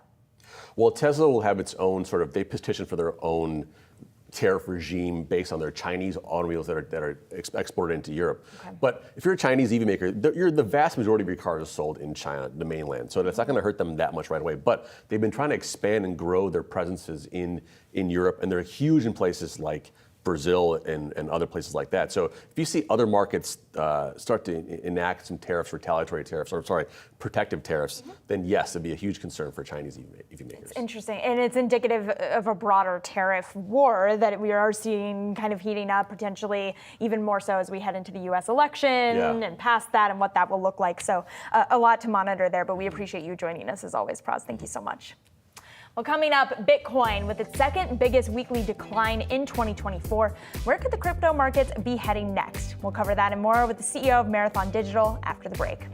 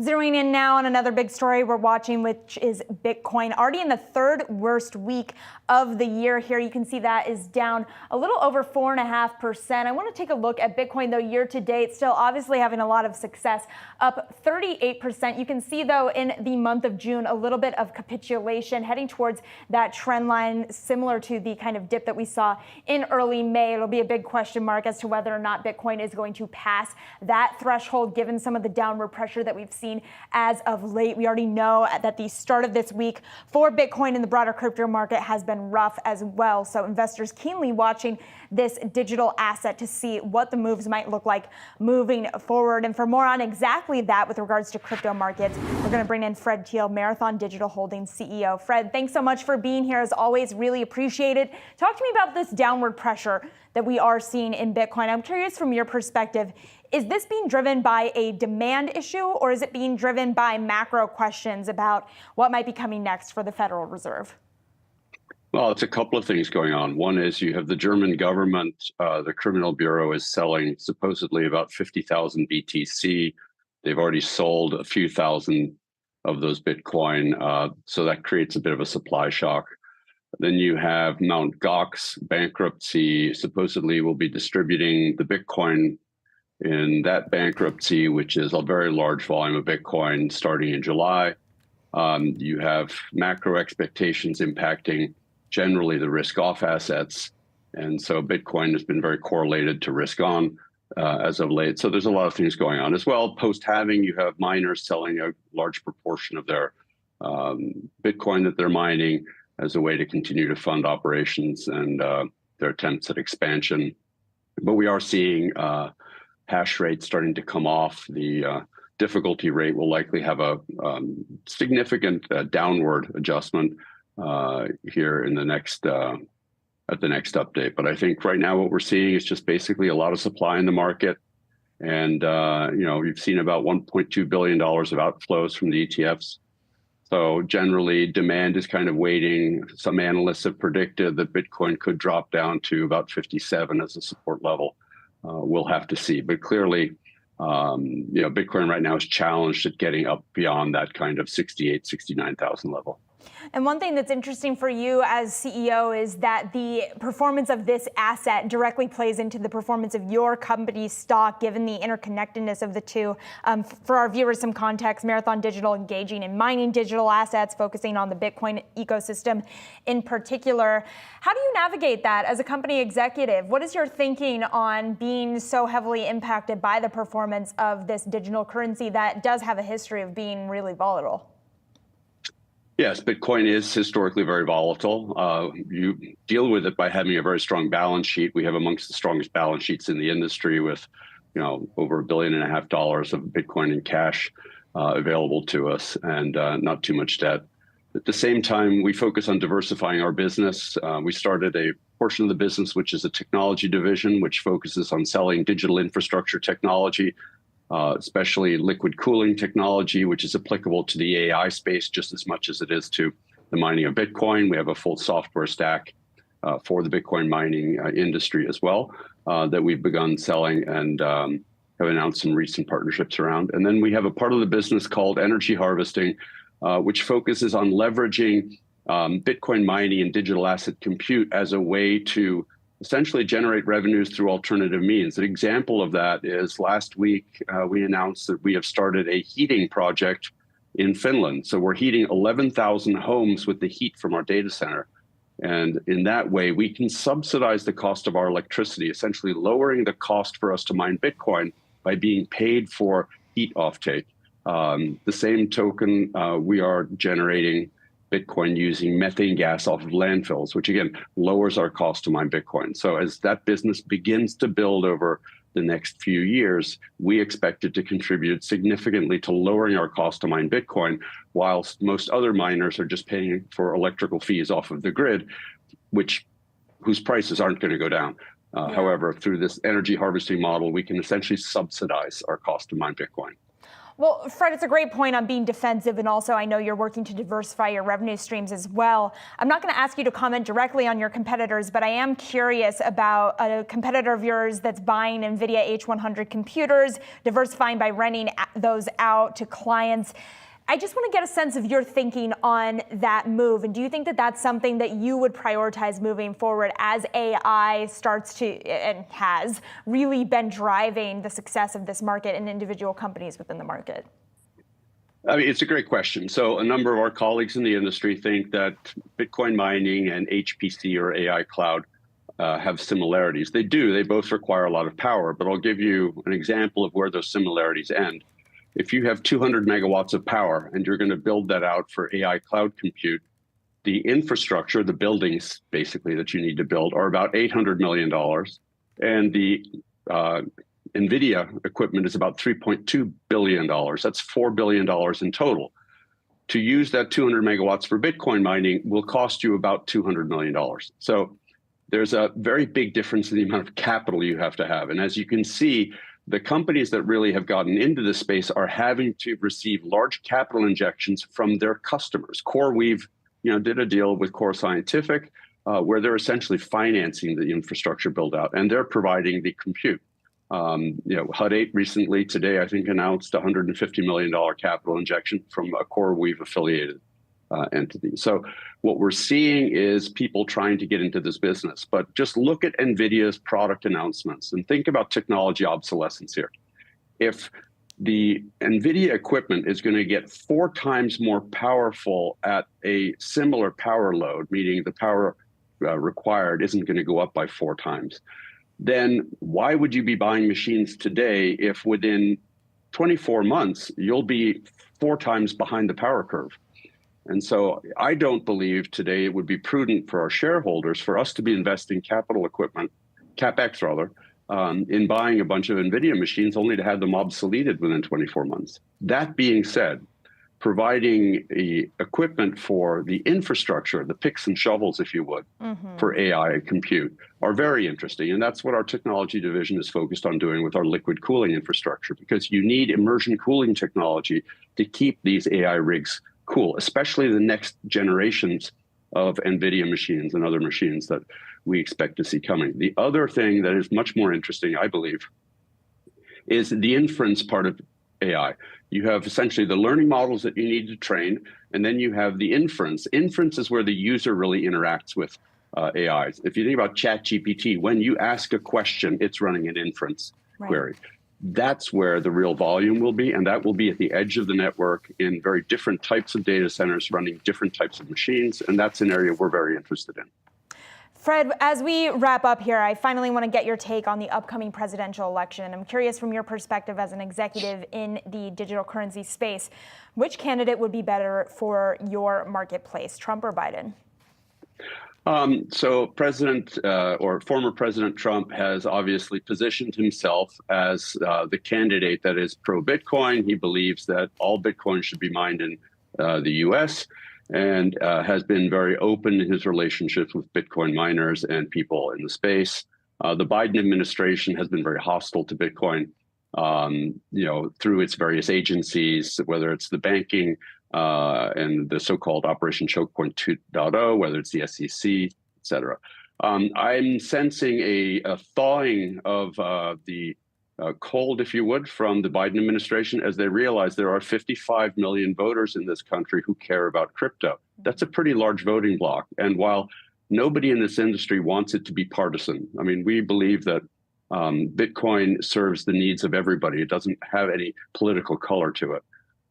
We think both parties should embrace it. And in Congress, we've already seen the Democrats in both the Senate and House of Representatives embracing Bitcoin and crypto legislation, the SAB repeal and then the Fair Markets Act, both of them, bipartisan attempts to get something passed and that were blocked by the White House. So I think that what we're going to have to see is more bipartisan work on this to get it passed.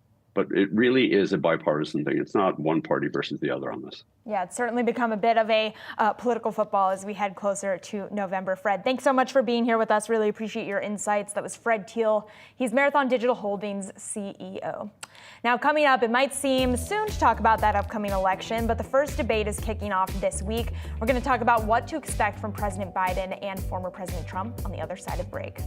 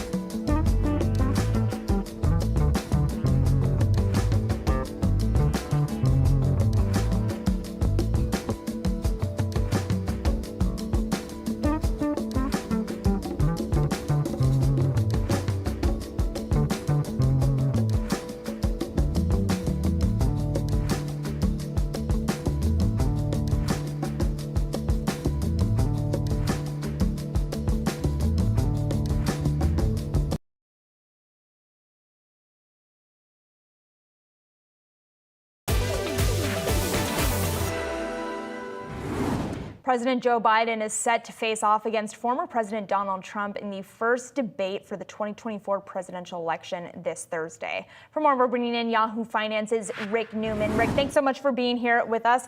What can we expect heading into Thursday? Well, we all know what we're looking for. Everybody's going to be tuning in. And I think this will get a large audience to see if either one of these guys has a senior moment. I mean, that's what we're all looking for, right? Let's be honest. They're both going to try hard not to do that, obviously. So, the most important thing that could happen is that one of these guys slips up in a way that becomes viral and somehow, defines the election from here on. If that doesn't happen, what Biden needs to do is he needs to gain ground with voters on the economy and on immigration. Those are his two weakest issues. And Trump is probably going to spend a lot of time, if he sticks to the plan, trying to remind voters about inflation under Biden and that there was no inflation to speak of when Trump was president, and also gas prices were cheaper. But this is pretty unpredictable. I mean, I think Biden is very likely to try to bait Trump, and Biden would win if he can sort of get Trump to go on these rants, and he seems sort of erratic and he starts going off on tangents, which he does at his rallies. That's probably what Biden is going to try to do. And Trump is, what he should do is try to convince viewers that he is presidential, that he is somebody they can see in the Oval Office for another 4 years. So I think it's going to be pretty interesting as presidential debates go. I mean, there's a lot of tension about whether these guys can even stand up for 90 minutes. Well, but we've seen them stand off against each other previously. Obviously, well, it was a very they're different. 4 years older now. They've both gone through a lot, you could say, in the past 4 years. Right. But what do we know about, what does the previous performance tell us about what we could expect on Thursday? Or are you saying it's completely different given I mean, I think it's important that the format is very different from what people are used to seeing, and that is because of what happened in 2020 with Trump, for example, always interrupting Biden in that first debate that Dana Bash famously called a shit show after it was over. It was a complete mess, and it was hard to watch. So they're gonna be able to turn off their microphones. Yeah. I mean, so I think it's gonna be interesting. How many times does each candidate get muted, and does that start to seem like a bias? Like, I mean, and by the way, the Trump campaign is already sort of like setting low expectations, like maybe Biden will actually do okay, maybe he won't be as senile as we think. So the spin is always just as important as the thing that actually happens during the debates. And just for what it's worth, presidential debates the incumbent often does poorly in presidential debates, or at least in the first presidential debate. This happened with Obama in 2012, for example. He was really flat in his first debate with Mitt Romney. And that probably is because the president is busy being the president, and maybe he's not doing as much debate prep as the challenger. So I think that is something to watch for. And again, who's going to seem like they really have control of their faculties? That's what we're looking for, I think. Well, Rick, while you're here, I want to get your take on another story we're watching, and that is shares of Trump media and technology, because they're moving to the upside in a big way today. You're looking at gains of over 21% here. What do we know about what's driving that? I don't know why this stock goes up or down. I mean, this is a small company with a small percentage of shares outstanding. Because so much is controlled by insiders in the lockup that ends in September.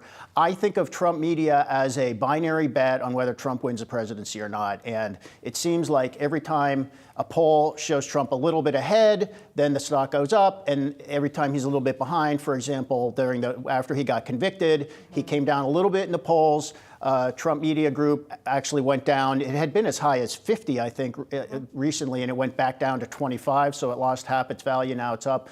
One important thing to know about this stock is that it's hard to short this stock right now because so many shares are in lockup. When the lockup ends, which I think is in September, there's going to be it'll be much easier to short this stock, and that is going to give us a better sense of how the market actually values this stock. So that's coming. And my guess is if Trump loses, I do not see the point of this company. I don't know why this company exists if Trump is not president and his political career basically is over. So that's a big risk for people who hold the stock. All right, options traders, set the date on your calendar. September, right. You can get in on shorting this stock if you so choose. Rick, thank you as always. Thanks, Maddie. Really appreciate it. Thank you so much. Coming up here, investing in the space economy. We'll break down the biggest catalyst fueling the space race on the other side of this break.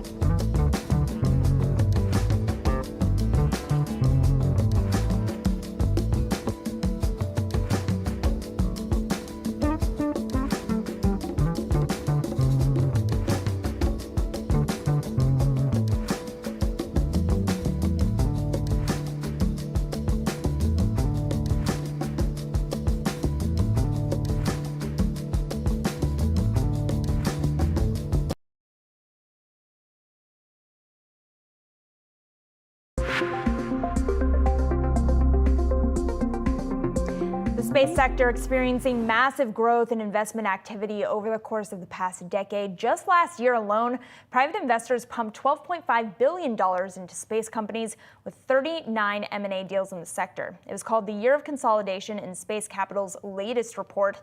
That trend seems to be continuing after investors raised $6.5 billion in Q1 of 2024. So what's the next big catalyst that could fuel the space race to new heights? Here to weigh in as a part of Yahoo Finance's Space Race Week, we've got Chad Anderson, Space Capital founder and managing partner, as well as author of The Space Economy. Thanks so much for being here with us this morning. I appreciate it. So I want to get your take on that exact question, Chad. What is the next big catalyst for space investment, given that we've already seen so much capital heading into this space? Yeah, sure. I mean, AI is clearly the darling of the industry. It's kind of two worlds at the moment and two perspectives. You know, there's kind of the economy and then there's AI and everything else. And it's no different in space. You know, recent advancements in AI are enhancing capabilities across the space economy. We have, you know, it's getting involved in everything from satellite design to operations and network management. Planet recently incorporated Nvidia chips onto its satellites to help with onboard processing. And at the same time, synthetic data has become an essential tool for the advancement of AI and ML.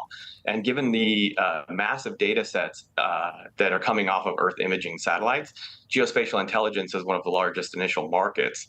And organizations are leveraging this technology for AI training and validation. And in our recent Space Capital Summit in New York City last month, AI was one of the key trends and one of several important catalysts in the space economy going forward. We had a panel with Rendered AI, which is a leading synthetic data platform company, and the National Geospatial Intelligence Agency, which just is one of the big 5 U.S. intelligence agencies and shows how interested the U.S. government, the Department of Defense, and the intelligence agencies are in this technology. Let's talk about the U.S. government's interest in space technology, because you know that 80% of the kind of total accounting for space involves the U.S. and China when it comes to total orbital launches, I should say, in the year 2023. What do we know about the kind of space race between the U.S. and China, and to what extent the U.S. is ahead in that race? Yeah, so this was another topic that we covered in our summit. You know, just 5 years ago, Russia and Europe dominated access to orbit. And today there's a new world order with the US and China collectively accounting for 80% of orbital launches and 75% of total funding over the last 10 years. You know, but due to geopolitical tensions, we actually know very little about each other. And so this is one of the, you know, we took this opportunity to take a peek over the wall and look at what's going on there. There is a lot of innovation happening. They have not really been a leader on the global stage when it comes to space, but they have become a leader over the last few years. They have a spacecraft that is bringing samples from the far side of the moon. No country has ever done this, and they're doing that right now. They are a leader in terms of launch activity, and there's a lot of investment going into a lot of satellite capabilities. And so the U.S. and China are the leaders in space at the moment. There's a lot of investment into these defensive capabilities, the quest for the ultimate high ground, establishing a base on the moon, and everything in between. And so defense dollars have actually been a key catalyst for a number of companies across the space economy over the last couple of years when it's been difficult to access enterprise dollars. When a lot of companies are laying off staff and are reducing costs, the government has leaned in and has been spending more. So across our portfolio and across the space economy at large, we've actually seen record revenues for many of the companies. All right, we're going to have to leave it there, Chad. Really appreciate you joining us on All Things Space. Thank you so much. That was Chad Anderson. He's Space Capital's founding and managing partner. Really appreciate it. Now, I just want to do a quick final check of the markets as we wrap up our show here. You're still looking at a mixed picture across your screen here. The Dow moving solidly to the upside, up about 400 points. The S&P 500 up about 0.2%. That tech-heavy Nasdaq, though, still experiencing some downward pressure. And I just want to take a look at what Nvidia stock is doing so far. It looks like, take a look at this. Nvidia is down 5% so far today, seeing a lot of downward pressure on this name, particularly because of the sell-off that we are seeing in this name with regards to executives selling off. Also, as we heard earlier from a guest, seeing a little bit of profit taking from investors. This comes, though, after Nvidia CEO selling $95 million of stock in this company, and as the tech ETF XLK is rebalancing. We should have seen a little bit of upward pressure in Nvidia off of that, but not so much so far today. Now, coming up, we've got wealth dedicated to all of your personal finance needs. Our very own Brad Smith is going to have you right here for the next hour, so stay tuned.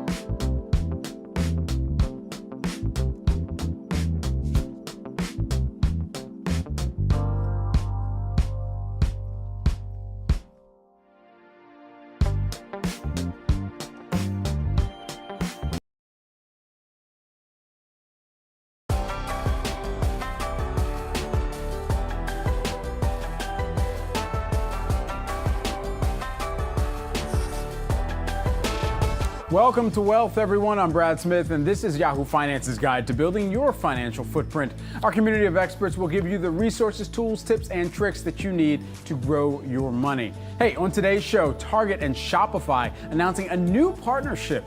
We'll reveal how it could benefit your small business.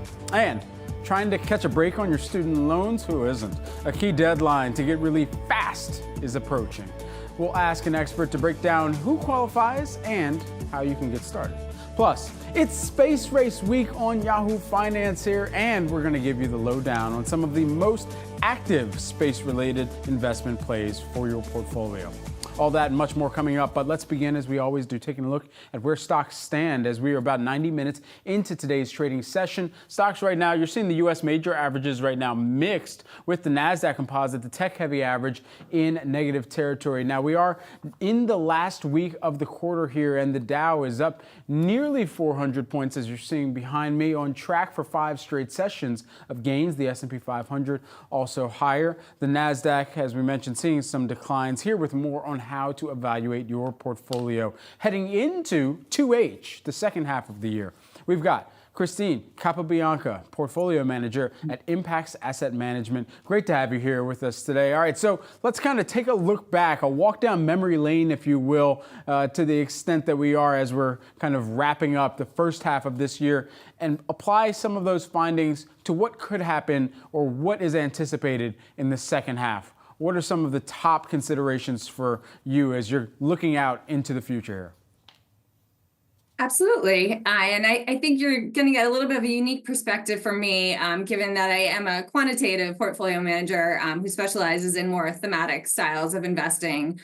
So one thing that I think applies both, what we've learned over the past 6 months and how we're thinking of the next 6 months ahead is we're really starting to focus on less traditional style factors in terms of managing risk and neutralizing our portfolios.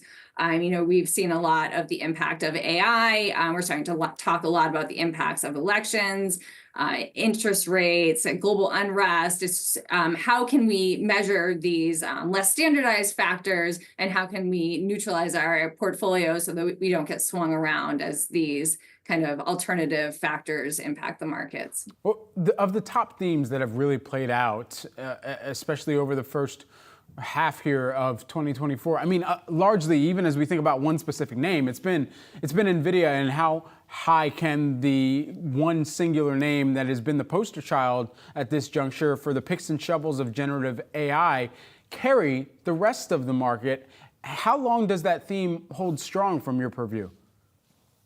I obviously that drove a lot of the year to date, and I don't believe AI is going anywhere. I mean, as a quant, I see it going to help my work positively, and I have 3 children, and teaching them how to use AI. So I do think we're just at the beginning of that theme. But so it is just one of the many themes that macro factors that are going to be driving the markets. I think there might be a bigger diversity in factors driving the market going ahead. One of the factors is also the Fed sensitivity that this market has right now here. How are you evaluating the rate cut anticipations that the markets are trying to wrap our heads around, and not fighting the Fed, but at least anticipating what may be coming?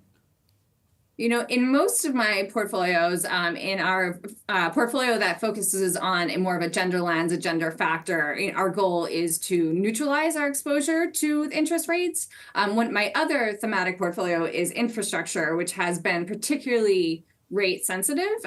So we are, there's not much you can do from an infrastructure and asset perspective to avoid being rate sensitive. So we are kind of awaiting the peak rates there and expecting it to positively impact the portfolio. We've seen June has been pretty positive from that perspective. I think our sustainable tilt Impacts is known for our sustainability tilt on all that we do, and that has helped us versus traditional infrastructure, but it has still been a headwind that we are awaiting a change on. Certainly. And so as you do think about the second half of this year, what are some of the top areas that investors would be apt to keep on their watch list?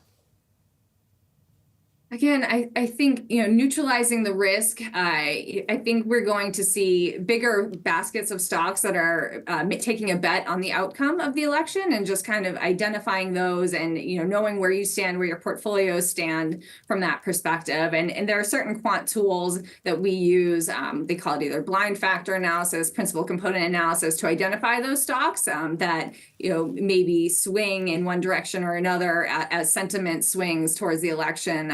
So I think that will be a particularly sensitive area going forward. Christine Capabianca, thank you so much. Impacts partner there. Appreciate it. Thank you. Certainly. Turning now to some news on the retail front. Target and Shopify forming a partnership.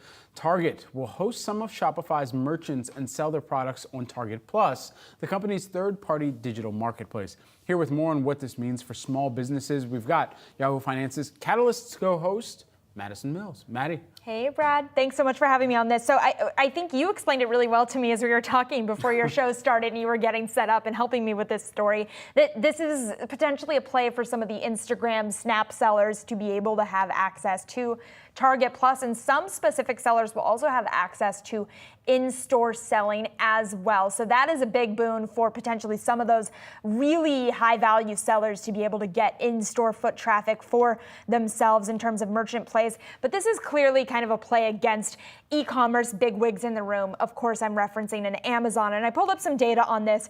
In the period ending March 30th, 60% of items sold on Amazon came from independent businesses. That's over half. Now, how does Amazon benefit from this? Well, they get a commission off of each sale from these merchants. They also get ad revenue, because a lot of the times these sellers will pay a premium for advertising on the platform to be able to get in front of more shoppers. So that is also a potential revenue stream for Target. Now, Target doubled the number of sellers on their site in the past year. This is going to be an invite-only model. So when we're talking about the impact to small businesses, this isn't just a kind of pay-for-play, everybody who wants to can get on here. It's going to be very specific. That is because Target is hoping to kind of build trust with customers, not just allow anyone in there. They still have a very specific product offering that they want to maintain in the eyes of their customers. But I thought it was really interesting that some of these small businesses will be able to be in stores. I wonder how that will impact the in-store experience for Target and how they're going to potentially be able to use that to diversify and perhaps get in even new customers who are interested in seeing some of these smaller, more unique businesses catered to very specific shopping needs for customers moving forward here, Brad. Yeah, absolutely. And I mean, just the way that the companies kind of came together and really announced this, I thought it was interesting in that now for Shopify, which, as we were discussing, has really leaned on some of the creation of the digital mall, if you will, through Meta Platform subsidiaries, i.e. an Instagram or even a Snapchat, in these core partnerships that would allow more shoppability and allow more merchants who had already created profiles and touch points with so many of the active users on social media sites, now having a core partner in one of the biggest brick and mortar retailers in the U.S. here. I think that's a significant move for them. We'll see where it continues to move shares, but no doubt for small business owners out there and some small business retailers, this is a potential opportunity for them to get in front of even more eyeballs out there. Yeah, it's a great point, Brad. And really quickly, that reminded me to pull up. Globally, shoppers will spend over $280 billion this year on stores managed with Shopify software. That is a huge, huge number here. That's actually more than double Target's projected sales for the year. So a reminder that Shopify, a big guy in the room here. Absolutely. Shopify. Thanks so much, Madison Mills, for breaking this down for us. Appreciate it. Well, we've got a slew of fresh housing data this week expected to reveal affordability challenges not going away, hobbling the important spring selling season in Yahoo Finance's Danny Romero has more on the breakdown here. Hey, Danny.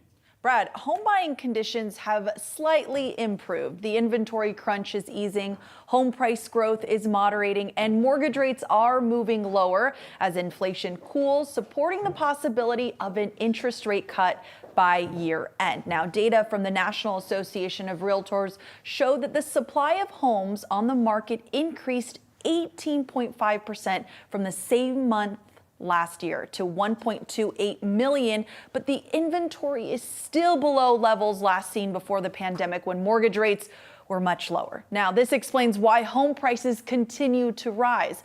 The median sales price increased 5.8% from a year ago to $419,300. Yet the pace at which home prices are rising is slowing down. Data from Redfin shows that home prices nationally rose 0.3% month over month in May, the smallest seasonally adjusted increase since January last year. Meanwhile, mortgage rates have come down, but the Federal Reserve likely won't lower interest rates until later this year, and that could be the reason why we're seeing a delay in the recovery in home sales, which has stayed around a 4 million annualized rate for the past year. So, Danny, what about the new home market as well? Government data showed last week that construction activity pulled back to the slowest pace in 4 years. In response to higher interest rates, construction for new homes fell 5.5% last month for both single-family and multifamily housing, contributing to the overall drop. But we'll have to wait and see how that will play out for the sales portion of new homes. And we have that data coming out on Wednesday. All right, going to be a very exciting hump day then. Danny Romero, thank you so much.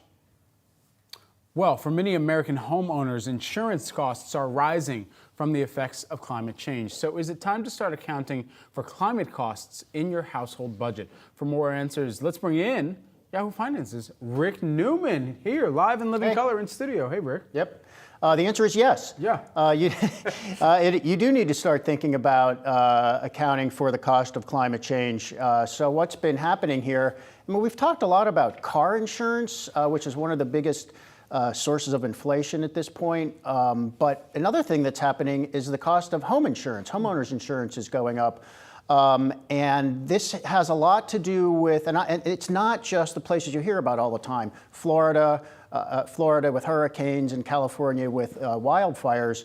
The upper Midwest, for example, Minnesota, Wisconsin, Iowa, they're having hailstorms up there, really damaging hailstorms. And what's happening across the country is weather is getting worse everywhere. There's more damage to properties. The damage is more severe. So the frequency is going up and the severity of damage is going up. And most insurance companies are national. So if you're a national insurance company, you're pooling your costs all across the country.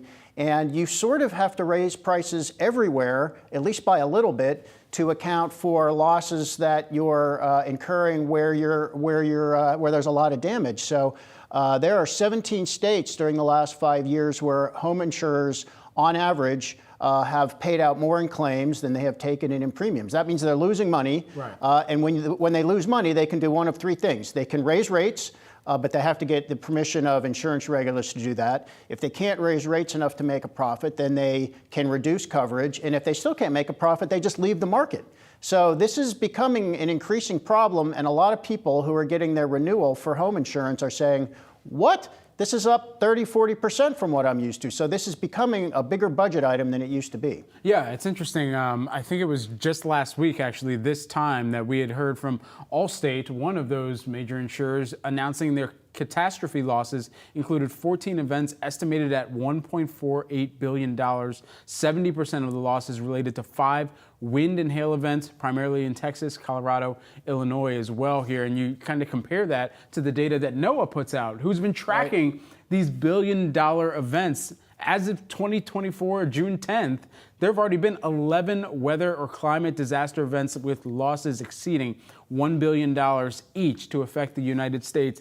And typically, before the previous year's average, well, the annual average for 1980 to 2023 was 8.5 events. Right. We've already eclipsed that. And then the annual average for the most 5 recent years, 20.4 events. And 2023, we saw the largest number of billion-dollar storms on record since 1980. And by the way, those numbers are adjusted for inflation, so that's apples to apples.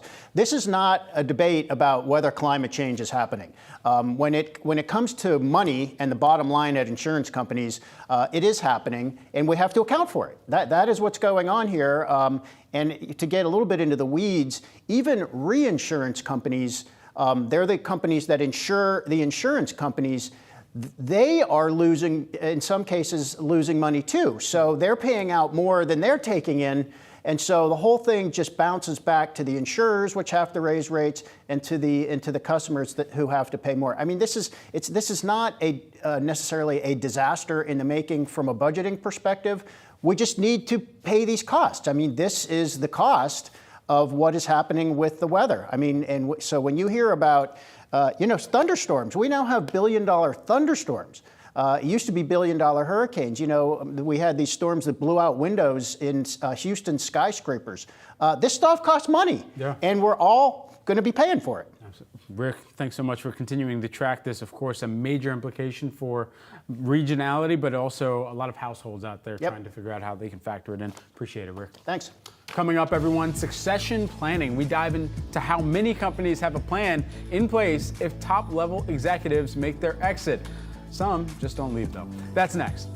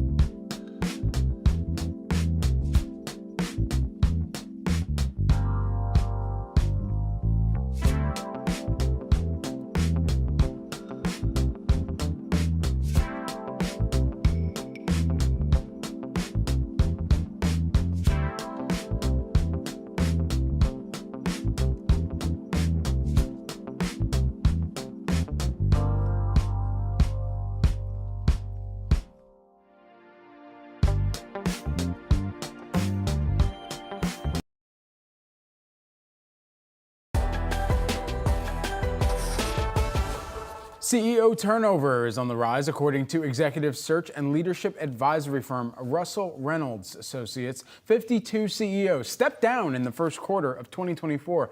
That's the highest level in 4 years. And recently, all eyes have been on some big name CEOs like JP Morgan Chase's Jamie Dimon and Disney's Bob Iger, neither of whom appear to have a clear succession plan. Nearly 2/3 of business owners have succession plans, according to Edward Jones, but the process can be daunting. To break it all down for us, Catherine Roy, Edward Jones Principal Retirement Products, is here. Thank you so much for joining us here today. We're just waiting for some of these CEOs to retire, I suppose. So ultimately, what does a clear succession plan look like, and how can companies best position themselves in the event of a CEO saying, or an executive saying, hey, I'm ready to finally step down from this role? Yeah, I think, Brad, the numbers are pretty staggering. Of all the business owners in the United States, there are 33 million.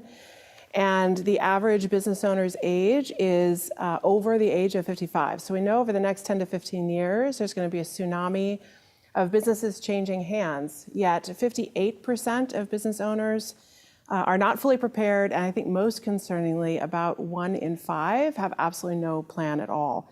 We know it's important to get started. Often businesses transition due to the unexpected. We know that life happens. So disability, death, divorce, disagreements with a partner or with the board, or also the sale of a business is something that often happens in an unexpected way. So it's really important for business owners, according to our research, to get started and make sure they're involving the right team as they're looking at what their succession plan is going to look like. Within that succession plan, there's often the talk of, okay, do we go external? Do we stay internal? What are the benefits, the pros, the cons to both of those ways of thinking? I think it really depends on what that business owner is looking for. So we see 88% of business owners really optimistic about the growth of their business over the next 10 years. And it's really important to them that whoever succeeds them is going to continue to grow the business in a way that they think makes the most sense. And so it's really important as they're thinking about whether it's transferring to a family member, which we saw was a majority of the business owners that we talked to, was a majority of their priorities, that business owner is prepared to take the reins, and it's what they want to be doing with their career and their next act.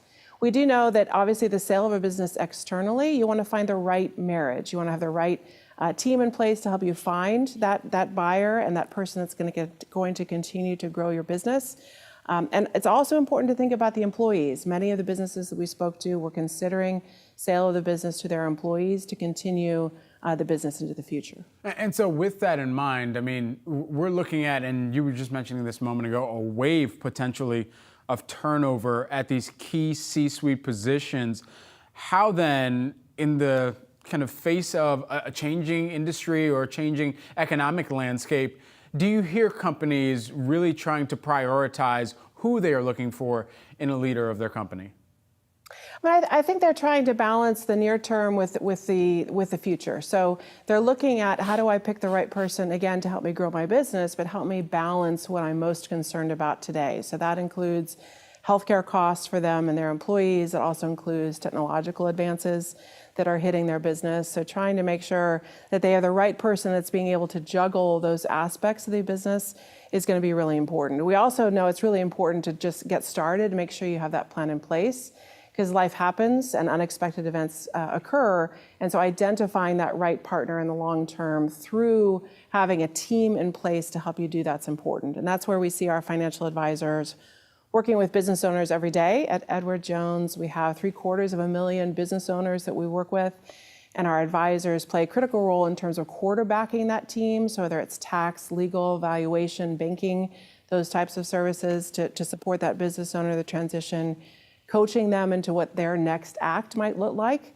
Transferring a business is just the first part. Figuring out what's next for that business owner is really critical and can be very jarring in terms of how they're going to find purpose, community, and social connectedness in their next act.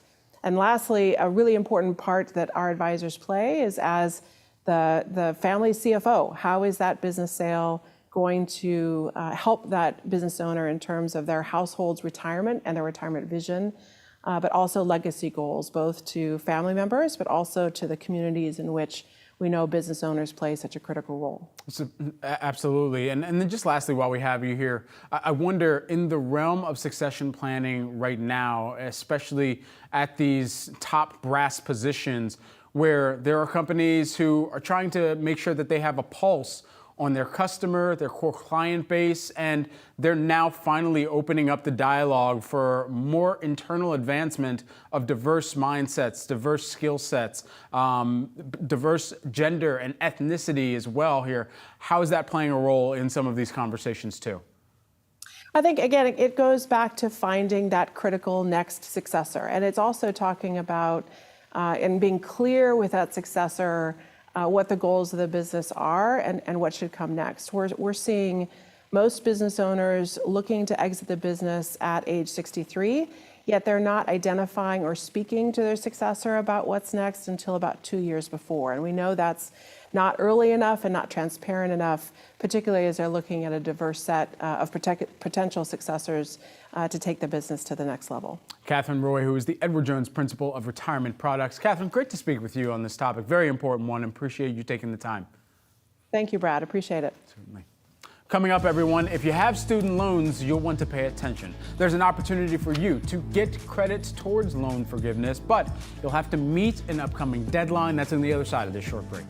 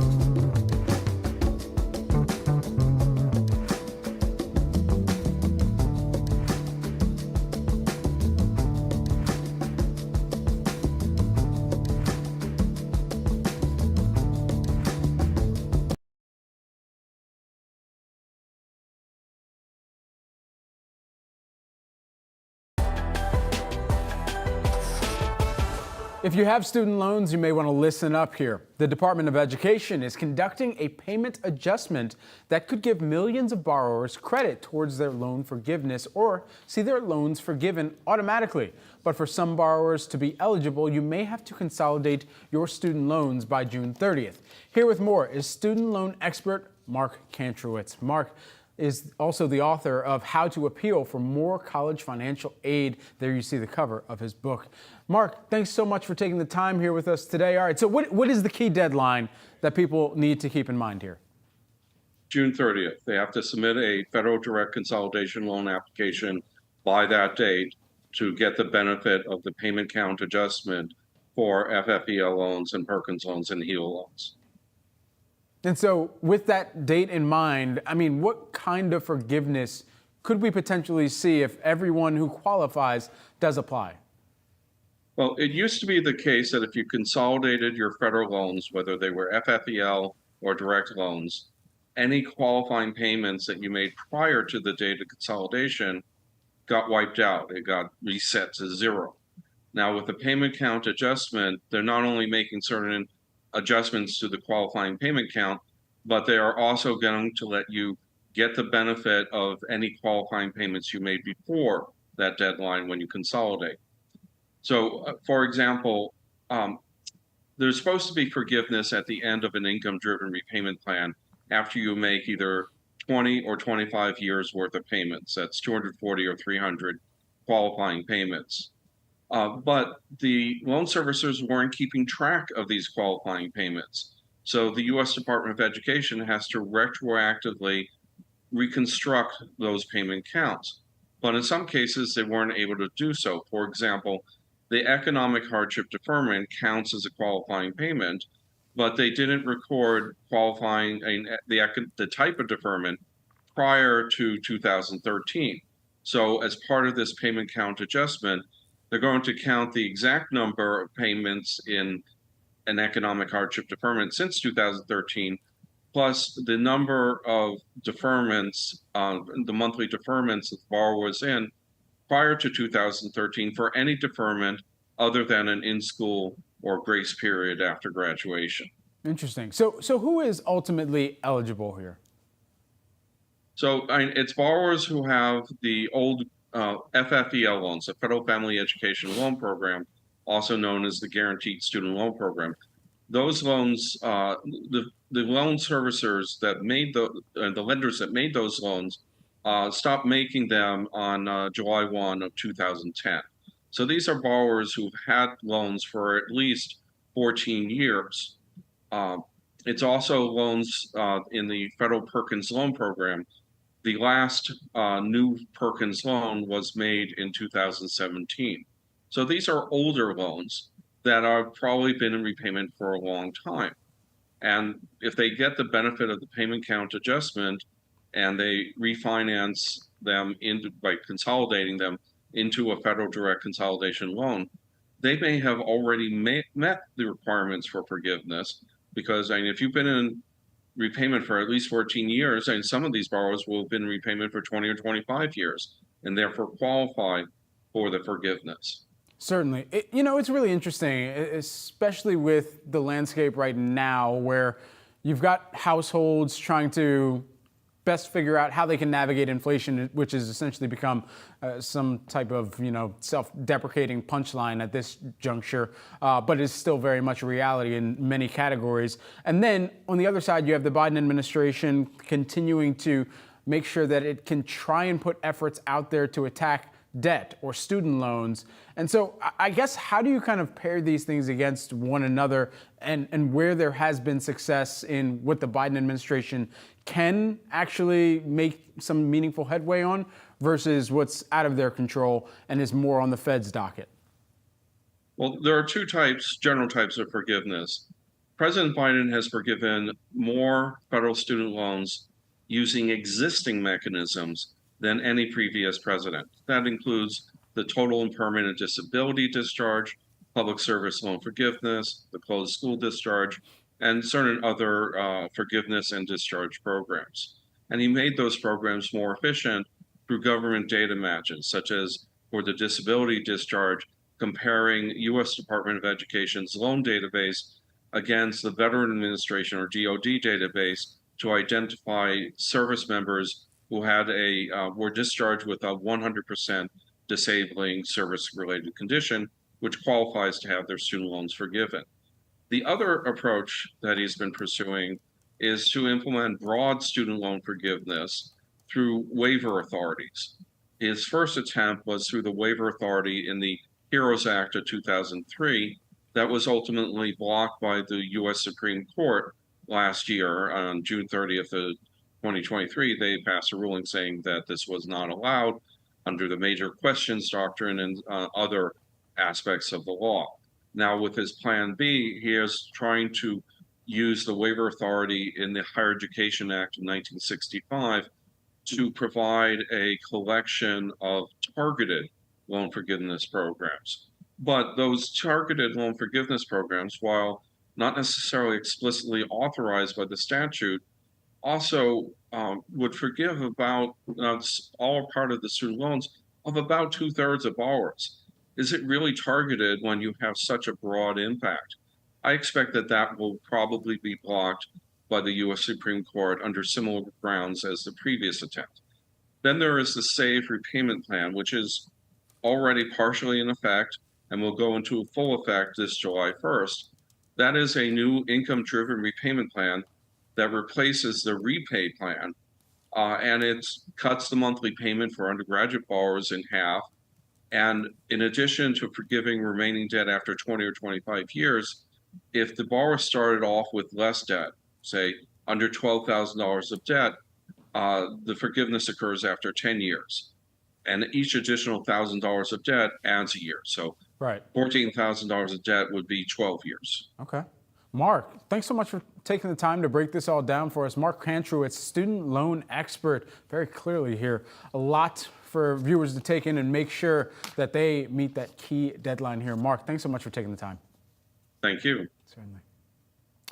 Fast fashion retailer Shein filing for a London IPO confidentially that could happen later this year. This was first reported by Reuters, and it comes against the backdrop of a potential U.S. listing that stalled. The company had confidentially filed for a U.S. IPO last November, but it failed to win the support of American lawmakers. The company, which is based in China, has faced mounting backlash tied to allegations of forced labor in its supply chain. Shein began exploring a listing on the London Stock Exchange early in 2024, according to reports. IPO experts told CNBC that a U.S. offering is becoming increasingly unlikely, and a London IPO could circumvent some of the expected hurdles in the U.S. Shein previously sought China's approval to go public in the U.S., but it's unclear if it is signed off on the company's London listing.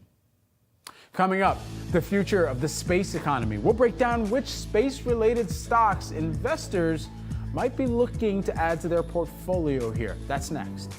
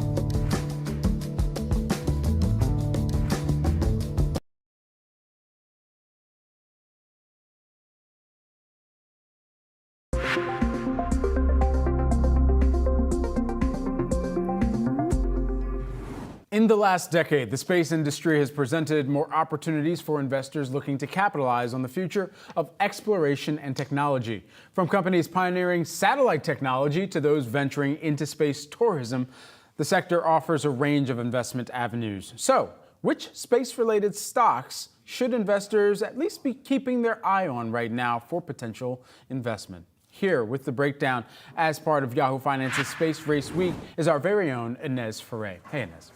Hey, Brad, there's many of these space-related stocks, but let's start with a few. The first on the list is Intuitive Machines.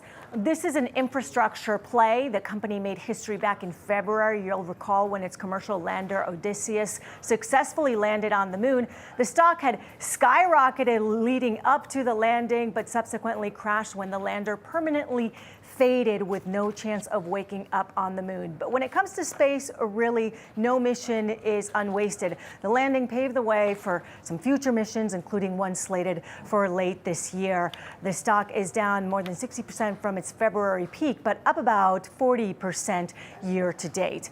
Number 2 on the list is Iridium, a commonly viewed company as a satellite phone company with a network built for mobile applications, whether that be on devices that people are using or the Internet of Things.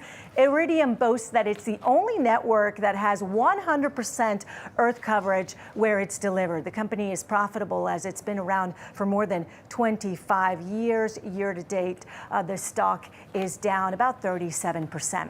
Number 3 on the list is Planet Labs, the company founded by 3 NASA scientists. It designs, builds, and operates the largest Earth observation fleet of imaging satellites. It has over 1,000 customers, including entities involved with agriculture, forestry, education, and government agencies. In fact, in the defense and intelligence sector, revenue for the company grew 25% year over year during its latest quarter. Heightened security needs, increased sustainability, and global climate risks are some of the trends that have been driving demand for their Earth imaging. The stock is up about 13% over the past 2 months, but down about 19% year to date. And number 4 is Spire Global. This is a data and analytics company that uses satellites to collect information from space. Think weather, ocean winds, shipping information, and anything else that can be observed from space. The company has over 800 customers from over 50 countries. About half are from governments. The other half come from commercial entities. Year to date, the stock is up about 27%. And number 5 on the list is Rocket Lab. The rocket launch service company launched its 50th Electron rocket in June. Electron has become the landing commercial small launch vehicle in Western countries. The company remains on track for another year of record Electron launches. During Rocket Lab, their May earnings call, management mentioned the company was awarded a second mission from the U.S. Space Force for a space test program that's carrying out research and experiments for the Department of Defense. The stock has rallied more than 40% since mid-April. It's down less than 10% year to date, though, Brad. Yeah, and Inez, we've also seen a handful of space-themed ETFs emerge throughout the years. Which ETFs are likely to attract some investors who are looking to capitalize on the sector? Well, some of the ones that are most talked about is the Procure Space ETF UFO, started in 2019, and that focuses on companies that are significantly engaged in the space industry. So it includes companies from around the world, not just the U.S., and its fund invests in at least 80% of its net assets in those companies that derive at least half of their revenue or profits from space-related businesses. So if you're looking for more of a pure play space play, that's the one. As far as another ETF is concerned, that's ARK Invest's ARKX. That was started in March 2021 at the height of the market. The fund aims at providing exposure to companies involved in space-related businesses like reusable rockets, satellites, drones, and other suborbital aircrafts. Large cap stocks are the most common holdings of that ETF, represented about 42% of the portfolio. Medium cap represents about 31%, and the rest are small cap. And then you've got the SPDR S&P Aerospace and Defense XAR. It is an ETF focused on aerospace and defense, just like the name sounds. It launched in 2011, and the fund's largest holdings include AeroVironment, for example, a defense company that manufactures drones and unmanned vehicles. And that company's earnings are expected to balloon more than 120% this year, Brad. All right, Inez, a lot to keep tabs on in some of the most active parts of the space industry that are being traded right now. Appreciate it, Inez. Thank you. Well, investors have more space ETFs to choose from than ever before, but which ones might be worth the exploration? One standout has been Procure AM's AM's a UFO, an ETF focused on space exploration that launched back in 2019. And for more on how to play the space sector, we've got Andrew Chanin, who is the co-founder and CEO of Procure AM as part of Yahoo Finance's Space Week. Great to have you here with us today, Andrew. First and foremost, just walk us into UFO, the components that you're utilizing to really make sure that this is a well-rounded approach towards a thematic ETF of space. So when we decided that we wanted to launch UFO to be the world's first pure play global space ETF, one of the really important factors to us was picking an index that we believed represented the space industry and who had its rules and methodology aligned with finding these pure play companies. So the index was actually co-developed by a former director of research from the Space Foundation, Micah Walter Range, where he had actually helped them build and develop the calculations that the Space Foundation uses to determine the annual size, growth, and types of companies and technologies that encompass the overall space economy. So, having a team of individuals that are very familiar with both indexing and ETFs, as well as the space industry itself, was a way that we believed truly differentiated this approach to truly find companies that are deriving for this fund. Over 80% of the fund is focused on companies deriving a majority of their revenues from space. So as the previous segment mentioned, companies that are in the launch business, the satellite business, communications, as well as many other different types of areas like defense that are becoming extremely important for the overall space industry today. I mean, some of these companies are space plays. Some of them are reliant on space. I guess, what is the best evaluation that investors should really deploy when trying to figure out the exposure that a company has to space in order to make their investment decision? So this index team actually does a significant amount of research to determine where revenues are coming from these various companies. So, some of those names that you had just pulled up, some of those companies are those that are reliant upon space, meaning that if you took space out of the equation, such as a GPS-focused company like Garmin, their products simply don't work. So these are companies that are enabling space technologies to make something that is maybe helping consumers. But then you also have other companies that are involved in areas like rocket launch, such as Rocket Lab mentioned on the previous segment, where these types of companies are helping not just bring things to space, but hopefully helping to lower the cost and access to utilizing space as well. So there's many different types of space companies. I think over the recent years, we've seen many SPAC companies come out, and some of them weren't necessarily ready for the public markets and didn't necessarily bring out their companies at either the best time or with the best kind of financing behind it to really drive it into the next stage of those companies' growth. But as some of these companies are settling down and really focusing on the management and direction of the companies and trying to lock down contracts, they're kind of in this new stage of their own development. So it's really important to understand the various types of companies that are out there, but it is difficult, which is why an ETF can be interesting, being that something like UFO provides access to over 30 publicly traded companies from around the globe. But management is extremely important, and understanding that they have a plan that is actionable. Mm-hmm. And in some cases, some companies are completely reliant upon government contracts from space agencies such as NASA or the ESA over in Europe. Some companies are more diversified and they have commercial clients as well as government contracts, or solely focused on consumer commercial contracts. So those that have diversification might be able to weather various storms differently. And Andrew, just lastly, we only have about 30 seconds here. How do you kind of safeguard against volatility in the form of not getting one of those major contracts from a government, or volatility in the event that a launch goes badly or has to get rescheduled, things of that instance? Yeah, so all of those factors can be really important for space companies and their viability, which is why we think that investors may be interested in using something like an ETF that does provide that diversification from a company basis.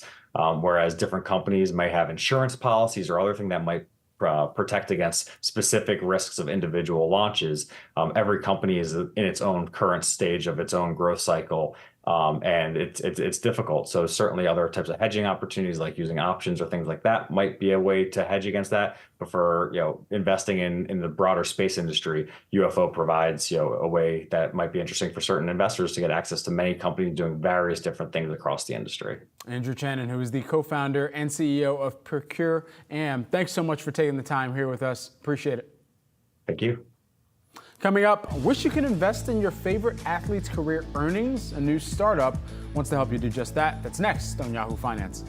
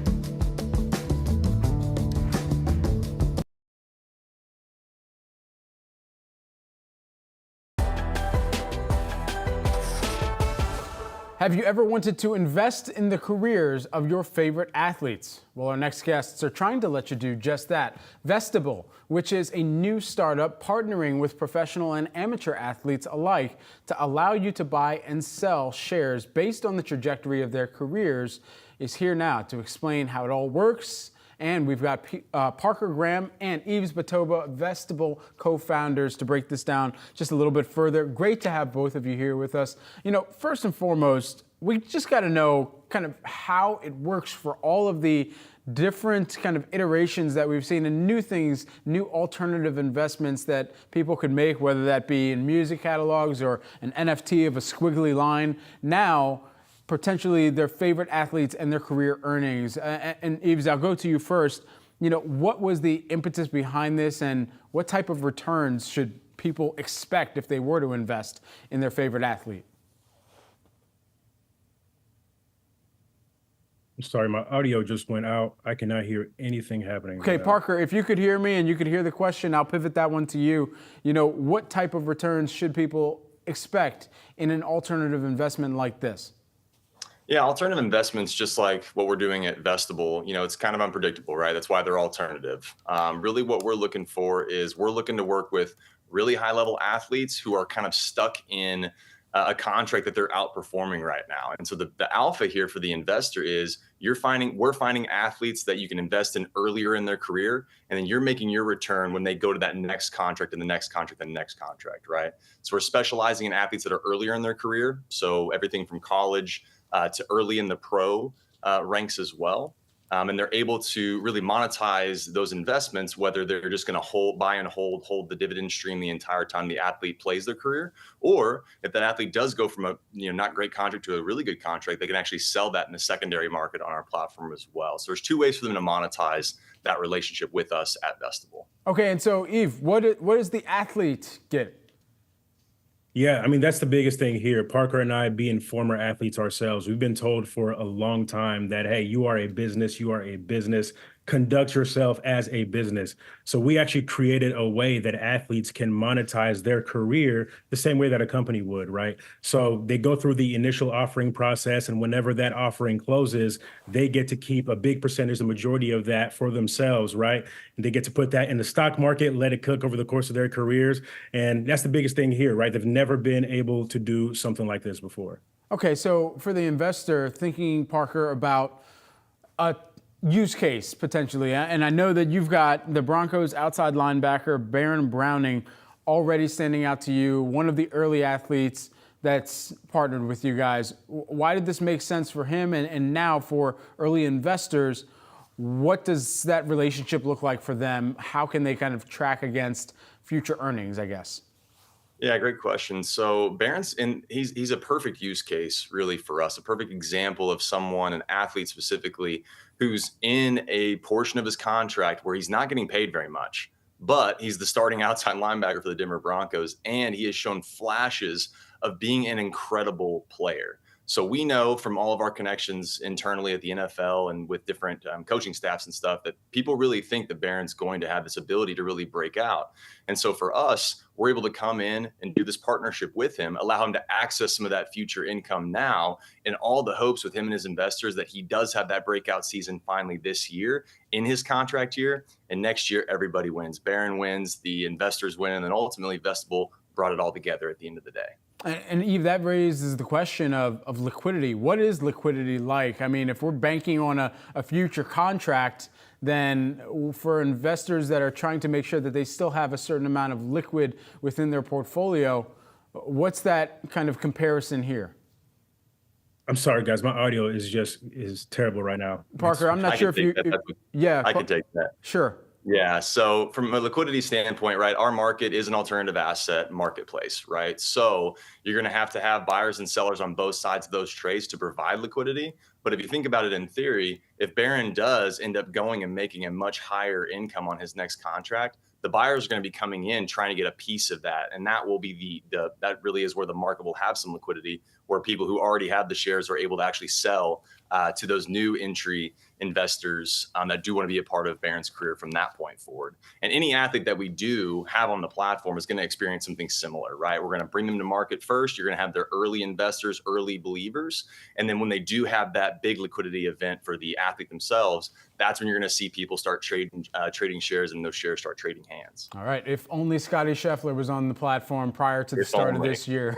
Parker Graham and Eve Batoba, who are the Vestable co-founders. Great to have you both here with us today. Thank you so much. Thanks. Let's do a final check of the markets here as we are rounding out this 11 a.m. hour, taking a look at the Dow Jones Industrial Average and the S&P 500 that's decided to join the Dow in positive territory here. The Nasdaq still in the red. It's down by about 0.25% right now. That's it for Wealth here, everyone. I'm Brad Smith. Thank you so much for watching. You can stay tuned for Market Domination with Julie Hyman and Josh Lipton coming up at 3 p.m. Eastern Time. You don't want to miss that. And at 4:40 p.m. Eastern Time, an exclusive here on Yahoo Finance with Treasury Secretary Janet Yellen. You don't want to miss that.